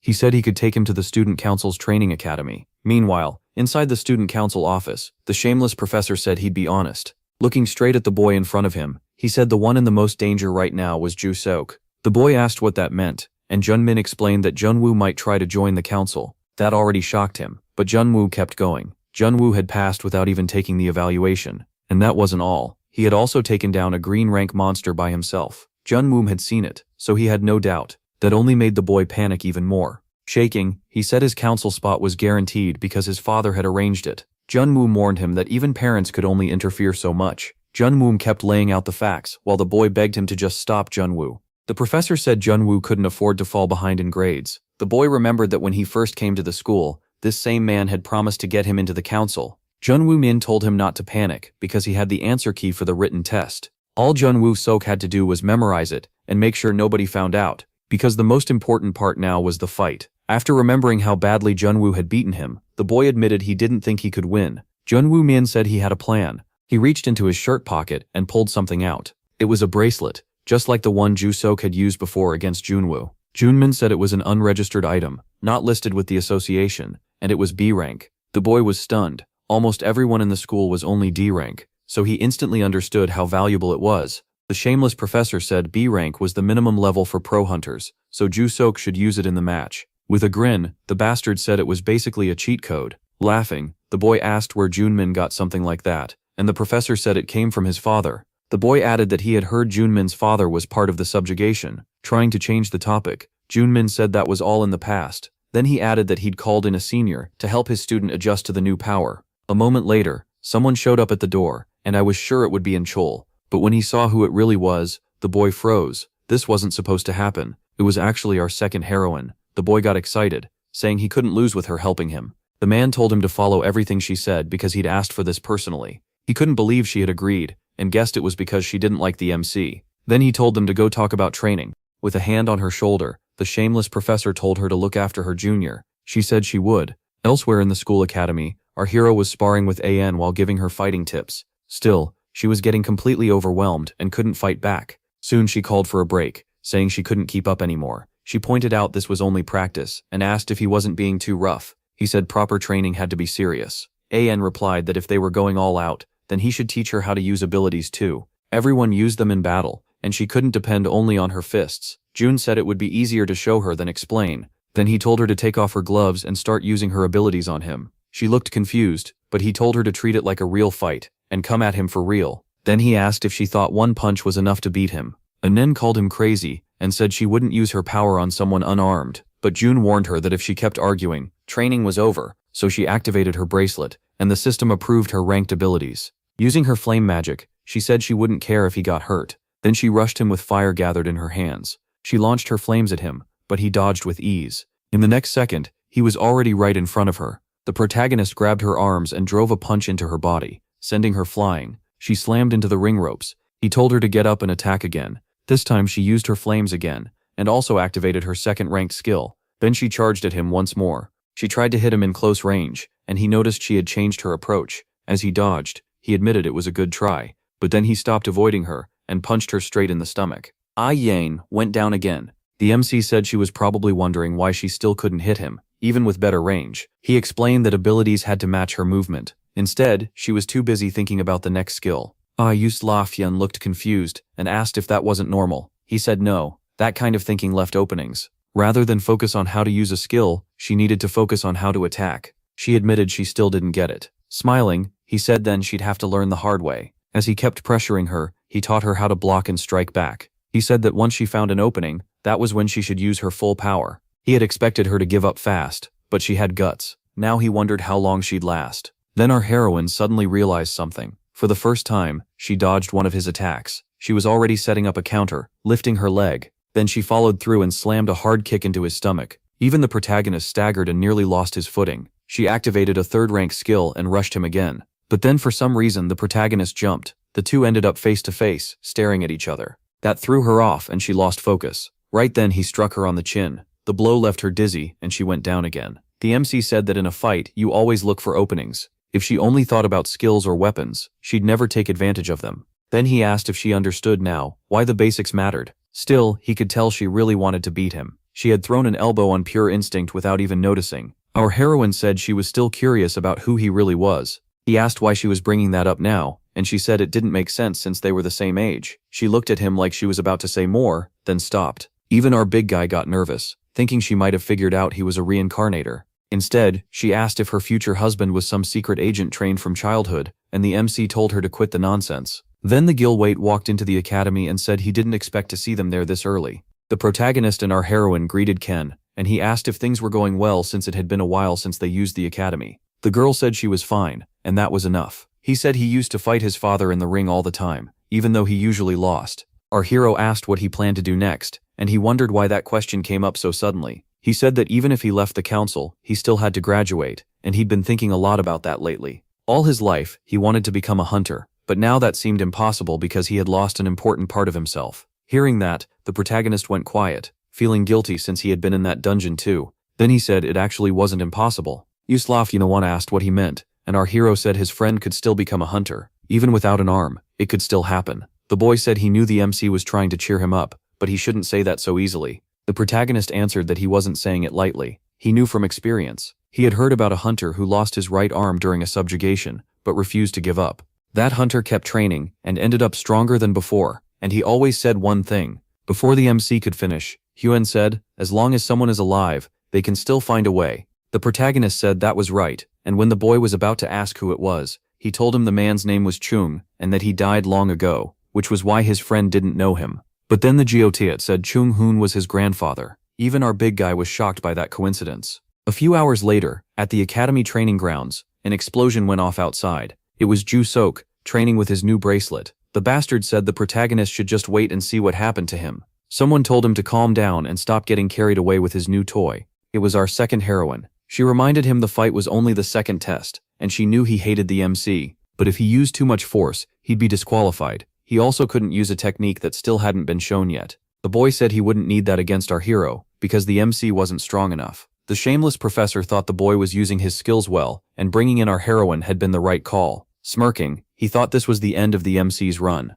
But then he remembered that Woo-shuk once said the only person he feared was Jun-woo, from 40 years ago. Even so, Jun-woo kept walking like it meant nothing. He called it the words of an old fool stuck in the past. A few years earlier, at the headquarters of the Subjugation Exam Management Unit, our hero asked if Chung Hoon was around. The person there looked surprised. Then he asked what his boss was doing there so late. The MC said dungeon numbers were down, so he went out for a drink. Woo-shuk said they had brought Hoon's favorite bottle. Chung Hoon was Team 2's leader, and one of the talented people the MC respected most. The protagonist asked where Hoon's teammates were, and the man said they had stepped out but would be back soon. The MC said they could wait, but Chung insisted on drinking first. The protagonist thought his friend's only flaw was how much he loved alcohol. It had been 5 years since they met and became friends. Before they knew it, he, Woo-shuk, and Hoon were close comrades. While they drank, our hero asked if he had been busy. The man said he had. Still, he could live with it. And the reason he said that was because 8 months earlier, he had lost his right arm in an accident.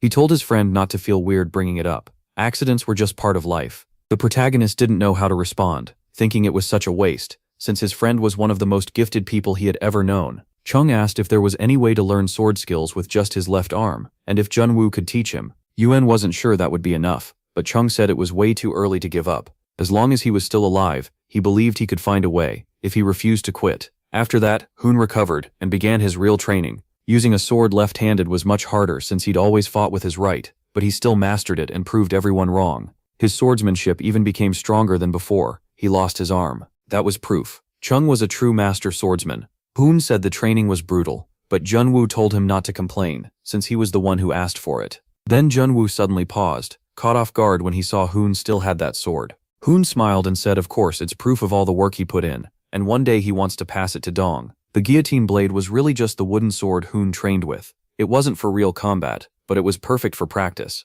Woo-shuk pointed out that Dong didn't seem interested in becoming a hunter, so why leave him the sword? Hoon laughed and said he'd hand it to his grandson instead. Jun-woo told him he'd better live long enough to meet that grandson. Woo-shuk joked that saying stuff like that was dangerous. Chung agreed and asked if Jun-woo had never seen a movie before. A moment later, they raised their drinks, and Jun-woo joked that they should all try their best to get eliminated fast. Outside the cabin, Jun-woo asked if Jun had gotten hurt while playing. Hoon laughed, saying he thought it was something serious at first, but then his son's words surprised him. Smiling, he said Jun told him that as long as you're alive, you can always make something work. After that, Jun-woo and Woo-shuk had to listen to him brag about his son all night. Back in the present, outside the academy, someone said he'd left the photo around here somewhere. It was Hyun, and he showed the picture to Jun-woo and our heroine. The second Jun-woo saw it, he almost laughed. The leader of Camp Zone 2 was a man who loved drinking and talking, and he was also the swordsman closest to perfection in his time, Kim Chung-hoon. Jun-woo remembered telling his friend to live long enough to see his grandchildren. That memory left him looking sad. He wished he had never said it. Our heroine asked if Hyun's grandfather had died a long time ago. Hoon nodded and said he'd heard his grandfather was eliminated in an accident. That made Jun-woo fall into thought. Hyun asked if something was wrong, but Jun-woo brushed it off and said it was nothing. Hyun said he was surprised. Jun-woo even knew his grandfather's story. Then he admitted it was hard to believe someone could become the strongest swordsman after losing his right arm. Jun-woo said he knew it was possible, and Hyun replied that if he talked to his father, the two would probably get along. Not knowing how Jun was doing now, Jun-woo asked if Hyun's father was okay. Hyun said he was fine, but he'd become obsessed with a certain case, and even after Hyun tried to stop him he wouldn't let it go. Confused, Jun-woo asked what case he meant. Hoon said it wasn't really Jun-woo's business, but a few days ago, Jun-woo had asked if anyone had been eliminated during the student council election, and the answer was yes. That shocked both of them. It sounded a lot like the accident before the exam, when the test changed and 2 people were crushed by rocks. Junwoo asked if Tong had been investigating that. Hoon said yes, and that's why he got fired. It was like a cop trying to control the whole parents' association, so the ending was obvious.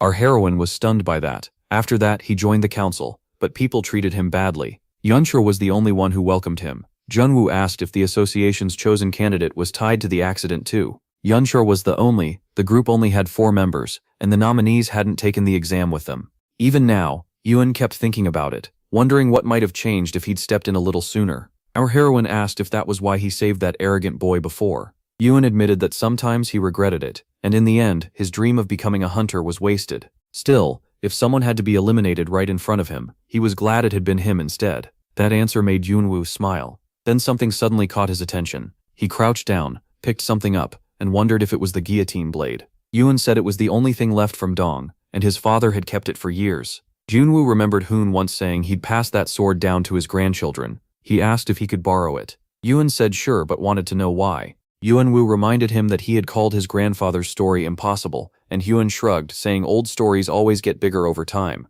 But Yeonwoo said this one wasn't exaggerated at all, then asked if Hyun wanted to watch the next exam. A few days later, the written test for general subjects began. The first day of the 4-day final exam. Students sat through the test, and Junwoo was one of them. He couldn't understand a single question. Since enrolling, he'd never really gone to class, so there was no way he'd handle a math test after spending his whole life fighting monsters. Then he glanced beside him, and saw Ju Sok. The guy looked focused, but Junwoo doubted he'd actually studied. He probably got the answers ahead of time and memorized them. If that kept up, Goe Yoon could run into trouble. Our heroine didn't look like she was doing great either. Her face was a little strange. Junwoo wondered if she was okay since she looked unwell. Still, she always ranked first on written tests, so he decided to trust her. Then a rolled-up paper smacked him on the head out of nowhere. It came from a teacher, who warned him to stop looking around during the exam. Awkwardly, Yoonwoo said he'd focus. Several days passed, and now it was the 4th day. An announcement told all students to listen up, because the last first-year exam, the combat test, was about to begin. Everyone had to gather in the main auditorium. Yoonwoo said it was finally time. He told his future wife to hurry, so they wouldn't be late, and she agreed. Once they reached the main gym, Junwoo said the place was packed, and our heroine asked him to wait for her. Then he suddenly looked surprised. He seemed shocked for some reason, even though nothing major stood out yet. The arena was full of people whispering to each other, and reporters were there filming the event. Junwoo asked if the exams were always like this. Yoon explained that this was the final test of the semester, and top students usually ended up joining the council. Yeonwoo blankly thought that since subjugations were broadcast too, watching gifted students fight had basically become entertainment. As the start was announced, he thought the adults were disgusting for turning kids fighting into profit. Then the announcer said President Woo-shik would explain the rules. The guillotine stepped up and said he'd go over the rules for the students who had worked hard to get here. First, 2 students would be picked at random, and the winner would move on. With a faint smirk, Jongwish realized it was the same format they used in their old subjugation tests. The match would go on until someone surrendered or was beaten. Winners got 1 point, while losers got 0. Anyone with 0 points could keep re-entering, but once you earned a point, 1 loss meant you were out for good. Woo-shik added that the special gear would block most damage, but not everything. So he warned them not to get carried away or use their powers carelessly. With that, Class A's test began, and he wished everyone good luck. Right after, they drew lots for the first match. 2 random students got picked, and the announcers called them into the arena to get ready. The referee told them to take their starting spots. Then the match began, and the red-haired student rushed in first. Our heroine looked shocked. She said it was amazing, so this was how Class A students fought. Then she asked her future husband what he thought of the match. But when she looked over, she was stunned. Yoonwoo was asleep.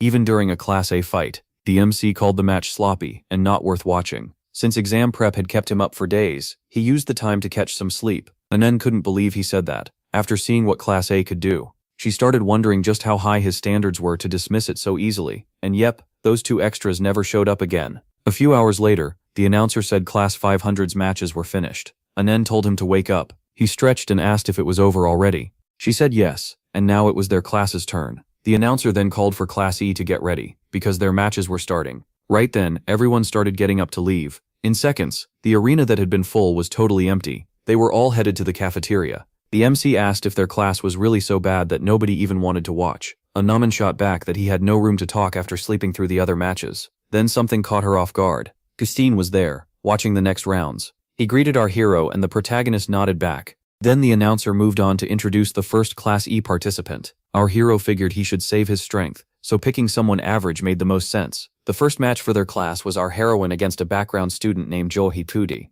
Seeing that Jo Hee said this was bad, things weren't going the way they planned, but the girl said she'd handle it. She told herself to stay calm, remember her training, and do what she practiced. Our hero said he wanted 10 straight wins, nothing less. That left Adinghan confused, so he explained that their class had 20 students, meaning she should aim for exactly 10 wins in a row. Smiling, she decided she'd do it. The referee told both students to get in position. The match began, and the system announced that Jai-Hai could use rank D abilities. Before anyone expected it, our heroine punched her right in the face. The hit dropped her to the floor, and the announcer called that Jai-Hai had gone down. That stunned everyone watching. A moment later, the referee gave our heroine the win for round 1. Even Hyun looked surprised. The students started whispering, while the protagonist watched with a proud look. Still, he wondered if she might have gone a little too far. The boys couldn't believe Ahan had knocked someone out without even using an ability. Then she won round 2 as well. Round 3 went the same way. Another easy takedown. The announcer said our heroine was heading into round 4 with 3 straight wins, and several students started asking if she was really from the trash class. Lee Yunsheng said it was amazing that she'd gotten this strong in only a month.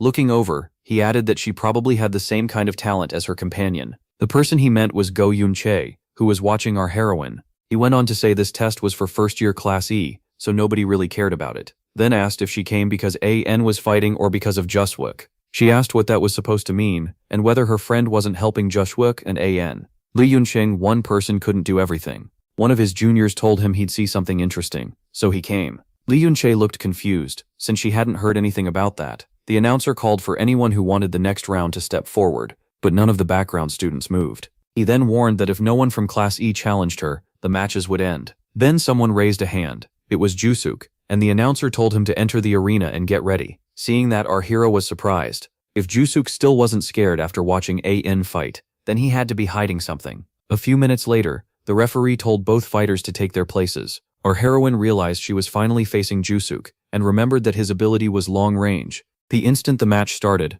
Yeon rushed in. The background character thought she was coming at him full force. Even so, he just smiled. Then an explosion went off in the arena. The students were left stunned, with no idea what had happened. Even our hero looked surprised. He recognized that ability. Yoon turned to Yoon-chae and asked what she'd taught Jusuk to let him do that. Looking proud, the background character wondered if her gear was the only reason she endured it, then said it didn't matter because her endurance was low. Our heroine realized this wasn't the bracelet he used before, and wondered where he got that power. Juswook said lots of people helped him because of his parents, and that's how he got the item. She asked if he was really proud of that. He said yes because she could never have something like it. That immediately got him angry. He mocked her for getting upset over his comment about her not having parents, but she told herself not to lose control and fall for it. Then she remembered our hero saying the first step in battle was understanding your opponent, so she focused on figuring out his ability. She tried to place that extra skill into a category, and guessed its rank was way above hers. Activating her magic ability, she decided there was only one way to find out. She fired flames at Jusuk, and told herself she had to keep fighting. The bastard just laughed, and asked if she really thought a D-rank ability would matter. Our heroine figured magic-type abilities usually cast at about the same speed, so keeping the fight at long range should help. But then she was caught off guard when Jusuk fired another explosion at her. She managed to block it, though it still knocked her back a few meters. That made no sense to her. Even if he controlled the skill well, it was firing way too fast. Was it really a magic ability at all? He asked if she understood now, then bragged that his power was on a whole other level from people like her. Our heroine realized that if it were magic type, he shouldn't be able to use it back-to-back without cooldown. So she considered another option, combat enhancement. The only skill she knew that matched was beetle bombardment. She shouted that as she charged him, the extra rushed forward too, saying she'd figured it out, but it still wouldn't help. He struck first, but our heroine blocked it. Then she punched Jusuk in the face. The bastard cursed at Ayo, and she answered that of course it mattered. Once she knew what kind of ability he had. His skill made an explosion when his fist hit the air, so all she had to do was stop the punch from landing. The protagonist thought she was handling it well. If she'd mistaken it for fire-based magic, she never could have closed the distance. Against magic users, the usual move is to look for openings in their defense, since stopping a cast is hard, but enhancement skills need a different answer. With no delay between activations, using anti-magic tactics would just fail. The weakness was in the motion itself. His power needed a big strike through the air, and if she shut that down, she'd take control. Still, our heroine knew her answer wasn't perfect, so she had to stay careful. A moment later, the extra went after Ayun again. She blocked it cleanly. He swung once more, and she stopped that too, then answered with a hit to his head. As she kept countering, she told herself she could do this. She could take Jasok down. Then she grabbed both his arms. The system announced the second form of the flame ability had been activated. Our heroine followed up with a kick, and Joe realized he had to block it. Then another explosion burst through the arena. The extra's attack blasted our heroine back and sent her flying several meters. Joe, annoyed, said she was getting cocky just because she'd learned a little martial arts, and asked if she really thought her arms alone could stop him. As he came toward Aeon, she realized she never knew he could trigger an explosion with just his knee. Standing over her, the extra told her to know her place. The system announced an enhancement-type skill activation, as the bastard declared that she should be eliminated. He moved in to finish her, but someone stepped in and raised a hand in front of him. It was the protagonist, telling him that was enough. If he kept going, he'd eliminate her. The announcer declared Aeon eliminated, and called the MC as the next participant. That bastard sneered that our hero had finally decided to come out. The protagonist ignored him and asked our heroine if she was okay. She said it wasn't over yet, and told him to go back since his turn hadn't come.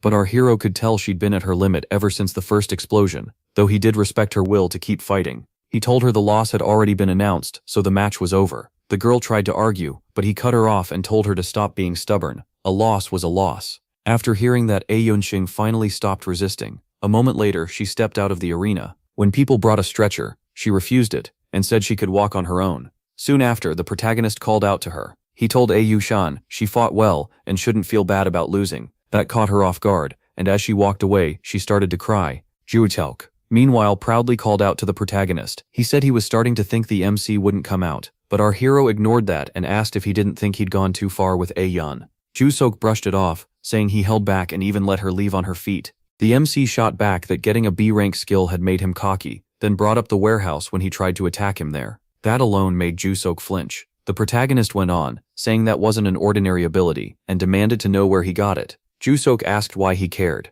Our hero said he didn't need an answer, he could already guess who gave it to him. That made him remember someone from before, claiming it had all been an accident, and that he was a victim too. The man felt a lot like Junmin, so the MC wondered if the professor was his son. Just then, the second round was announced, and the MC decided to handle it himself. He told Hyun to watch closely, he wouldn't keep giving lessons forever. Hyun stared at the arena, wondering if his friend really planned to fight with only his right hand. Jusok laughed, saying there was a limit to how much someone could look down on others. Was he really going to use just one hand? As his aura flared, Jusok declared he'd beat the protagonist down. Then he activated his ability and launched straight into the fight. Right after that, he fired off a flurry of punches at the MC. Each one set off explosions across the arena. Even students sitting far away felt the impact. Jusok kept pressing, filling the arena with flames. He just kept going, attacking non-stop. Yeon pointed out this was only the first match of the year, and it was already this intense. At last, Jusok stopped, laughing. He asked if the MC really thought being a little athletic made him special. To him, only abilities mattered, and no matter how hard the MC acted tough, he couldn't win. The protagonist only sighed, and said kids these days were hopeless. Hearing that, Jusok froze. From behind the smoke, the MC said reckless attacks solved nothing. Holding a wooden sword, he asked why Jusok shut his eyes and threw his power around without thinking. Jusok said that made no sense, asking if he was seriously claiming that the MC cut him off and called him an idiot. His explosions only reached 1 meter, while the arena was far bigger. Because of that, he hadn't needed to dodge even once. Then the MC rushed him, saying he'd teach him how to fight. Jusok was left stunned, thinking this was his chance. He threw a punch at the protagonist, but the moment he did, fear hit him. Our hero had already struck him with the wooden sword. Jusok couldn't understand why his ability hadn't gone off, but he started trembling again. The protagonist stood there expressionless, still using just one hand. Jusok noticed smoke rising from the sword, and nervously asked if the MC had really deflected an explosion with a wooden blade. Jusok told him to attack again if he still doubted it. That finally pushed Jusok over the edge. Wanting to crush the MC and force him to kneel, he started throwing wild attacks again. But then pain hit his face, because the protagonist had landed another clean strike. Even Yoon Cheol was shocked, wondering if the MC had really blocked explosions with a wooden sword. This wasn't like stopping a bullet. Cutting off an explosion at the same instant should have been impossible. Yoon explained that the wooden sword he lent the MC could cut mana. Cheongi asked if that meant he stopped the skill by slicing the mana before the blast formed, and Hyun said that was the only explanation. He then asked if she had any other idea. She asked if he was saying the MC could cut invisible mana with 0.01 second timing, exactly when the skill activated. If someone claimed that was possible, then there were only two choices: either they were lying, or they were like the hunters from 40 years ago, back when the legendary Jen Wu was alive. Meanwhile, Jaorsok was already on his knees in front of the MC, unable to understand how he was losing to a special admission student with a wooden sword. He had a B-rank skill and an unrestricted core, yet he still couldn't win. In disbelief, he thought this couldn't be real. If he lost here, his student council status and hunting future would both be ruined. His thoughts started falling apart. None of this should be possible. No matter what, he refused to let it happen. He would beat the MC at any cost. Rising back up, he shouted that ever since the protagonist appeared, his life had been destroyed. Then the system warned that he was activating a new ability. Right after that, he got ready to strike, vowing to crush the MC no matter what. The whole arena shook, and chunks of stone started falling. A warning rang out that he wasn't authorized to use that power, and people started calling for guards to stop him. Yoon wondered what kind of skill this was, saying if it kept going the whole auditorium could collapse. Chao called Juni Sok insane, though she knew she shared some blame for this mess. Juni Sok completely snapped as a dark aura rose from his body. Then a red blast shot at the MC, and the system named the skill Nuclear Explosion. Our hero didn't move as it rushed toward him. Then he lowered into a fighting stance and prepared to counter. The attack really did look like a miniature nuclear blast, and then the screen flashed white as the protagonist's body seemed to burn. A second huge explosion tore through the arena. Even the bystanders still sitting there got caught up when sparks from the MC's counter flew their way. Panicking, they finally ran. The arena was left in terrible shape, and one person was still standing, though no one could tell who it was. It turned out to be Ju Sok, barely upright, and clearly exhausted. He started laughing, almost completely losing it, but the MC was still alive. Now the protagonist was kneeling in front of him, and Ju Sok mocked him,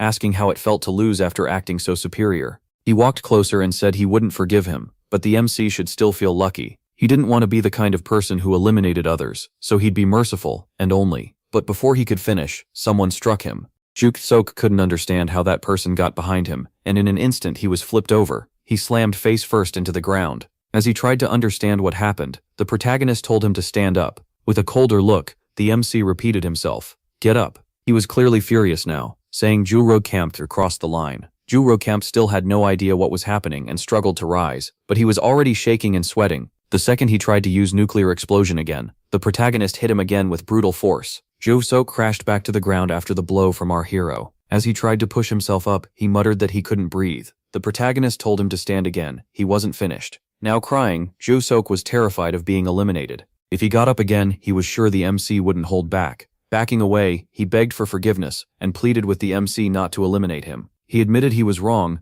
and swore he'd never do it again. But the protagonist was still furious. He asked if Ju Sok even understood the power he had tried to use. It was dangerous even on a real battlefield. Because of him, the whole auditorium had nearly been wiped out, and everyone there had to run for their lives. Ju Sok broke down crying, saying he never meant for that to happen. He'd only heard it was strong and didn't know what it really did. The MC, still enraged, said the person who used that skill 4 years ago gave the exact same excuse. Then he asked if Ju Sok knew what happened to him. Trembling, Ju Sok said no and asked what happened. As the protagonist activated a unique ability, he declared that someone like Ju Sok didn't deserve to become a hunter. But even then, the idiot tried one last threat, asking if the protagonist knew who his father was. He warned that if anything happened to him, his father would never let it go. The protagonist didn't care at all, and attacked anyway. Then everything seemed to go bad. The panel shattered, and it almost looked like the guy got taken out for real. Still, it was hard to tell because a huge cloud of smoke covered everything. After the hit,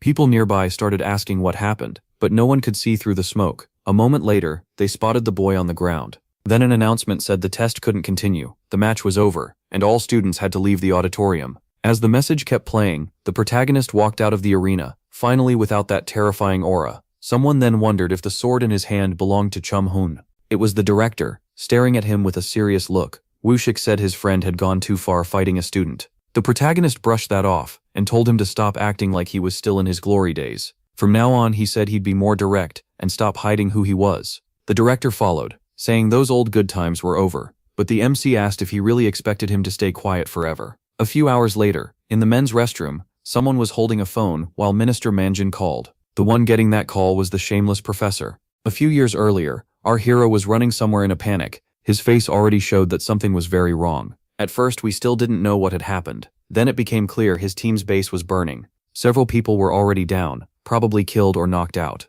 There was even a child's toy there, making the whole scene hit even harder. The protagonist was horrified. Chung's sword lay on the ground, and the moment he saw it, he knew it was the blade of the guillotine. That was when real fear hit him. Because when he looked down, he saw something he never expected. 2 people were lying there, with a man holding a woman, and the sight made him collapse to his knees. Right then, several people rushed over and called for the captain. After snapping back, The protagonist demanded answers. One of them said a monster escaped from a blue rank dungeon, attacked the camp, and used a massive destructive skill. He got furious and said protocol was to clear nearby dungeons first before protecting the camp, then demanded the truth. At last, one of them raised his hand and admitted the three of them were responsible because they failed to clear the dungeon. That only made our hero angrier. It was just a blue rank dungeon. There was no excuse for failing. The man had clearly messed up so badly he couldn't even explain it properly. Then one of the others bowed and admitted Hunter Cha had pushed to go in with fewer people than needed. That was the moment the protagonist completely lost his temper. He asked how many people were told about the mission.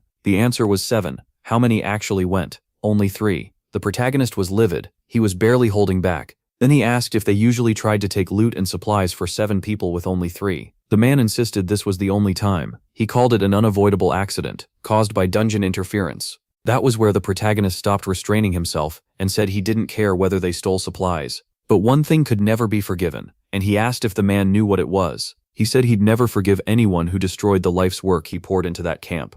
Throwing the man down, he forced him to look at the damage and said his reckless greed had destroyed everything. He hadn't survived all those hardships just to see this happen, and asked if the extermination team had been risking their lives for nothing. The man kept telling himself this wasn't his fault. Then he shouted that he never wanted this either, that he couldn't have known dungeon interference would happen, and that he was a victim too. He even begged for another chance, promising to return the profits and help rebuild the camp. The protagonist ignored all of it, activated the guillotine's power, and declared the man expelled from the extermination team. His right to live at the camp and his hunter status were both stripped away. He looked like a different person in that moment, and declared that from now on, Xiaobei would never even dream of being a hunter again. And then what you'd expect happened. You already know. Back in the present, the shameless professor checked his phone and saw 6 missed calls. He cursed Siak, thinking about how many times he had warned the boy to control his power and never use nuclear explosion. Now everything was ruined. The whole country had seen it, and an investigation would probably dig up everything. The worst part was the bracelet wasn't registered, which was illegal, and they might even uncover what happened 2 years ago. He told himself all the blame would land on him, especially with how much power the association had. Then he smashed the mirror with his fist. Not even a sorry for the mirror. Trying to calm down, he decided he had to get the bracelet back. As long as no one learned he gave it to the boy, he might be safe. The minister had his own reputation to protect, and Yun Che had no reason to talk, so he chose to worry about the rest later. Right now, getting the bracelet back came first. But then someone asked if he meant this, and tossed the item onto the floor. It was our hero, standing there with a blank expression. Jun Min demanded to know why he was there, and asked if he hadn't heard the order for students to return to class. The MC just asked why he was so upset. He said he figured Jun Min was looking for the bracelet, so he kindly brought it to him. During the exam, he had overheard that dangerous abilities above a certain level were supposed to be restricted, but the skill Seok used was so strong the locks couldn't even detect it, and it destroyed the whole arena. So he asked why no restriction had been placed on something that dangerous. The only answer, he said, was that the core had never been registered with the association, and that made the shameless teacher start shaking. If a teacher gave a student an unregistered core, and it caused this much trouble, his life would get very messy. Jun Min snapped back that it was all nonsense, and asked if the boy had any proof he gave Seok that ability. The MC reminded him that before, greed had made him mess with the number of hunters sent out, which led to the destruction of the 2nd District's field. Because of that, the protagonist had cut off all the mana in his body and kicked his team out of the camp. So was it really a coincidence that he was now seeing those same rare abilities again? When the MC mentioned the name of the guy he had beaten earlier, the man asked who he really was, since he even knew his father's identity. Even the protagonist hadn't known Jun Min was Chabei's son, though it made sense since both of them had lived the same way. Right after saying that, he punched the man in the face, saying one student had already lost an arm because of him, and today several more nearly lost their lives. He'd made huge mistakes 2 years ago too, but there was one thing the MC could never forgive. It was anyone destroying what he had spent his life building. Then he said he had one question, and Jun Min had better answer fast. Was he the one who gave Siak the unregistered core? The man stayed silent. Instead, he tried to run and reached for the bracelet to use it against the protagonist. He actually got his hands on it. At first it looked like he was about to attack our hero with it, but that wasn't his real plan. He slammed the bracelet to the floor and started stomping on it, trying to destroy it completely. Then he looked up proudly. Sure there was no proof left. He mocked the protagonist, asking what he could even tell the police without evidence, and whether anyone would believe a high school student over him. Adults weren't so easy to beat, he said, and this wasn't just about Sayak anymore. The boy had also attacked a teacher. According to him, the protagonist's school life was finished because no one would believe him. But then he started shaking again, when someone arrived and asked why it was so loud in there. It was the director, here to settle things. Jun Min quickly claimed the president came at the perfect time because the protagonist had threatened and attacked him. He said the MC should be expelled, but Woshek only pointed out that the man had broken the mirror and should lower his voice. Trying to save himself, the man said he broke it by accident, so the protagonist asked if the director heard that. After all, he hadn't done anything and was completely innocent. But Wo Xiaobei said he actually thought the teacher did it. Then he asked if our hero had found any clues. The protagonist tossed the phone to Woshek, who warned Junwoo to be careful. There were still a lot of payments left on it. He added that his boss should really learn how to use a phone. While the MC kept scolding Woshek, the shameless teacher could only stare in shock. As Woshek turned to leave, he asked what should be done. The protagonist said the school first needed to announce what happened. Junwoo couldn't understand why the president was speaking so politely to a student, but Woshek ignored him and called for an official statement, since this involved an illegal request. That instantly made the teacher panic, and he demanded to know what Woshek was doing. He warned that this wouldn't only hurt him. Minister Moongjin would get dragged in too, and asked if Woshek could handle that. Woshek replied that he still hadn't forgotten the accident from 2 years ago. Even if he lost his position over this, he said, at least he wouldn't be ashamed if it had really just been an accident. But something like this happened again, and now he couldn't even look at that man without feeling ashamed. The teacher was left confused. Woshek told him the problem was simple. The teacher still didn't understand how things really worked. He asked if he hadn't made that clear before, saying the only person he ever feared was Junwoo from 40 years ago. Then he thanked Jumon for all his years of work at the school. The man called after the president, but Woshek just kept walking. Woshek admitted it would be hard to tie the teacher directly to the minister, and there might not even be an investigation. The MC said once this goes public, it won't stay buried. So he told his friend to spread the story as far as possible. Since Woshek knew someone in the media, he should have them push it everywhere. Then he asked for one more favor. It was about Chung's son, who got unfairly fired while looking into the case from 2 years ago. Since he was probably waiting for payback, they should give him that chance. A moment later, Woshek asked if the protagonist's arm was okay. He pointed out that the guillotine blade's penalty was rough with the MC's condition, especially after taking a hit there. The system confirmed it. The penalty had activated, so the user would suffer the same condition as the target struck by the weapon's effect. Woshek told him to see a doctor and get medicine, but the MC brushed it off and said he was fine.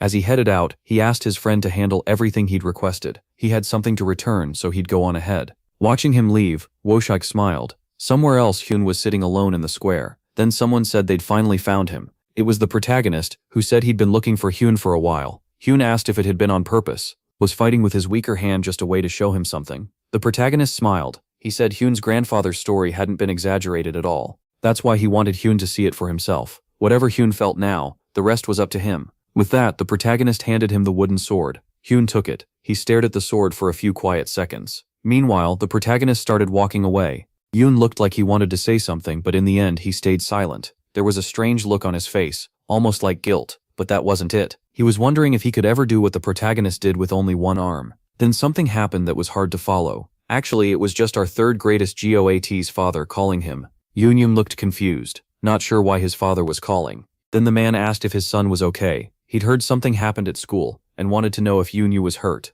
Yoon said he was fine. His father felt relieved, saying work kept him from watching the event. He asked Yoon to come home early, and the boy agreed. But the video was still going around, so his father asked about one boy. The one using a sword only with his left hand, and using the same kind of sword as Hyun. When Hyun didn't answer, his father said it was fine if he didn't want to talk. He was probably tired of hearing stories like that. But then Hyun said he wasn't giving up. No matter what happened, he was going to become a hunter approved by the association. A news report was covering the school incident, and the accident Siak caused that destroyed the auditorium. It also said police were investigating whether the minister had requested the illegal ability. Back at the academy, where the protagonist and our heroine were still training, someone was checking the news online. It was our hero. He thought public opinion was going well, and it was nice that Dong had gotten his job back too. Yoon-chae pointed out that Jonyu had been staring at his phone for a long time. She said people wouldn't stop talking about him, and by now the whole school probably knew who he was. He asked if the same wasn't true for her. People were talking about her even more than him.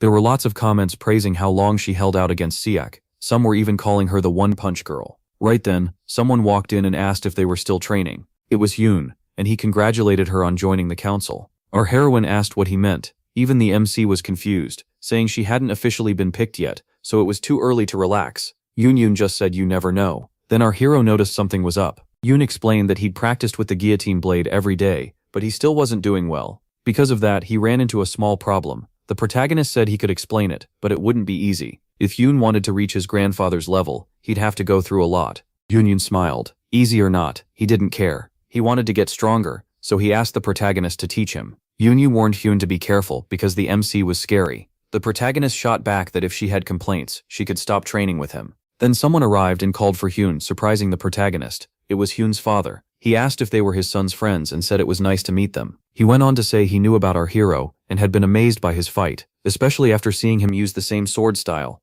Then he asked if his name was Jeon-woo, and the MC confirmed it. Back in the past, 3 men were begging the protagonist not to kick them out of the camp. He didn't care and told his team to remove them, but they kept begging for forgiveness. Their pleas went on as the protagonist walked away. The base had been completely wrecked. Then someone called out to him again. They said they'd found a survivor. It was a child. The protagonist thought that 10-year-old had grown a lot and now even had a son. To himself, he admitted it was a complicated feeling. A few hours later, class ended. The students were told that starting the next day, applications for the council would open, and anyone interested should get a form from the office. After that, the other students started talking. The protagonist stood up. He said he and our heroine should apply, then asked if they had to do it that day or could wait until tomorrow. He answered his own question. There was something he needed to check, so it had to be today. At the college office, he and our heroine stopped in front of the door. She asked what was wrong and why he wasn't going in, but he told her to wait because he wanted to check something first. Then someone came out of the office. It was a girl we hadn't seen before. She said she knew who our hero was, the one who beat Jusuk.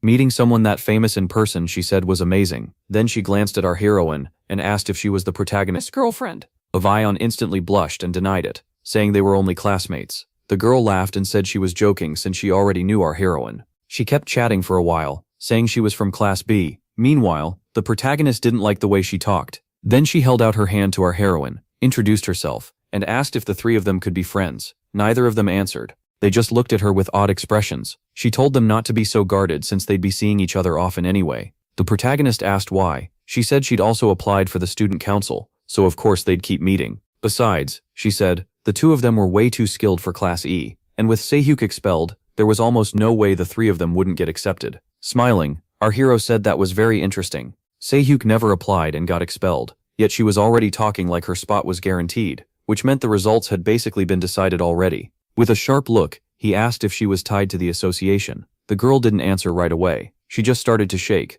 That confirmed his guess, and now he only needed one last proof. That was why he waited outside the office. Anyone trying to join the council had to come here, so it was the best place to spot someone from the association. His plan worked. He found one, but she only froze for a second. Then she smiled and said, anyone aiming to be a school executive should know about the association. Jeonwoo replied that he had people giving him information. The girl said Sehyuk getting removed wasn't some accident, and now she understood why it happened. Honestly, she didn't like him either. Even after getting dropped to Class E, he still shouldn't have embarrassed Class B. She kept going, while Junwoo and Aeun just stared at her like always. Holding out her hand again, she told them there was nothing to be nervous about. Still, the 2 of them ignored her without changing their expressions. Now annoyed, she asked if they were really going to act this hard to get. Being close with Class B students should help them, but the MC said he wasn't so sure. At that, Warren laughed and said he really had no idea how things worked. He asked if fame had made him lose touch, because not every student council member stood on equal ground. The protagonist admitted to himself that she wasn't totally wrong. Even his own friend had been looked down on when he first entered the council. Still, he said it didn't matter if she was from Class B, or even if she made it into the council. He came here to find her, not to make friends. And from the start, she chose the wrong person to challenge. That left the girl confused. He explained that he wasn't applying to the council at all. The one interested was Aeun. Only then did she realize she'd been going after the wrong target the whole time. A few hours later, the focus shifts to a group meeting. They were talking about the shameless teacher and the minister, both now under investigation. These people were part of the association, and they feared everything would blow up if those 2 admitted the association was involved. One woman said that even if the minister kept quiet, the investigation alone could still expose them, and they hadn't come this far easily. A man added that if the truth came out, every association could be at risk, so they couldn't just sit around and watch. Another agreed, saying the director had shown up in the 3rd-year association meeting, and they clearly weren't talking about Director Wushik. That made sense, since Wushik was on the board and had strong influence in the hunting world,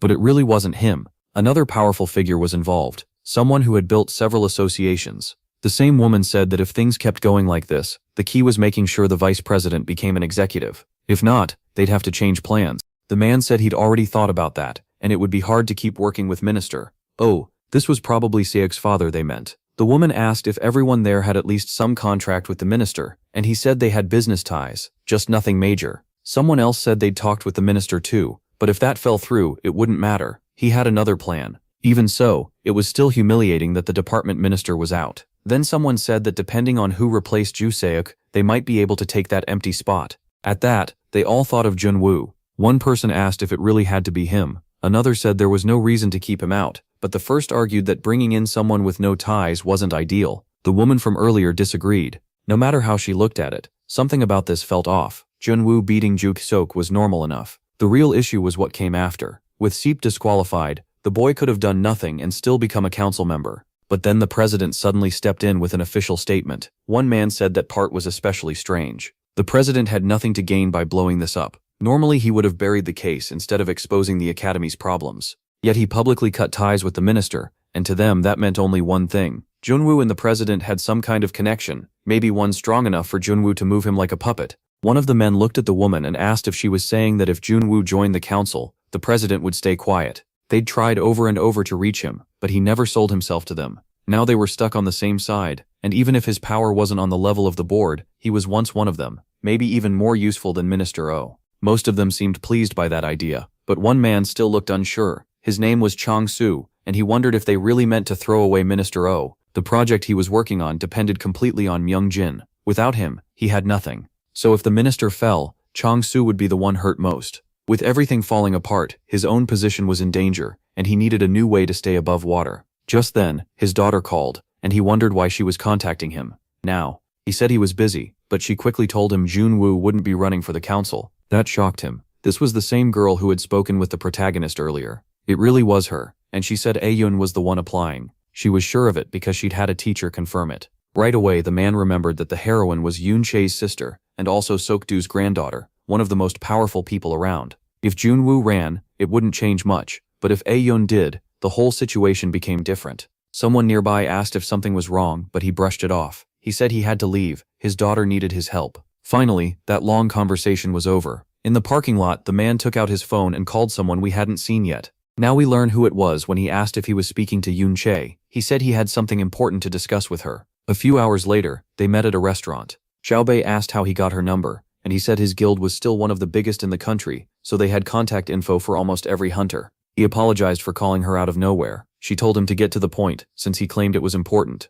He asked if she knew first years were trying to join the council, and whether she knew who planned to run. Xiaobei said she had a guess, even though she didn't like him. The man told her that if she meant the MC, she was wrong. His daughter had confirmed the truth. The one applying wasn't Junwoo. It was a Yeon. That caught her off guard. When she asked where he heard that, he said it came directly from his daughter. He went on to say that ever since Ju Seok got dragged into this mess, he stopped caring about the council, but Chae couldn't do the same. She asked what he was trying to say. He answered that if her sister became a council member, Yoon Chae would naturally have more to worry about. The mess in her family would probably get worse, and if that happened, Seok-doo definitely wouldn't be happy, and that wouldn't end well for her either. Then he said he could help, if she agreed to a few conditions. He added that his demands weren't unreasonable and wouldn't really trouble her. What he wanted was simple: take his daughter on a public hunt, then say in an interview that Horan was her skilled student. Seeing her reaction, he asked if the request confused her. He explained that while his guild was huge in Korea, it still couldn't match the Hunter Association. So if his daughter became both a council member and someone trained under Chabe, that would change things.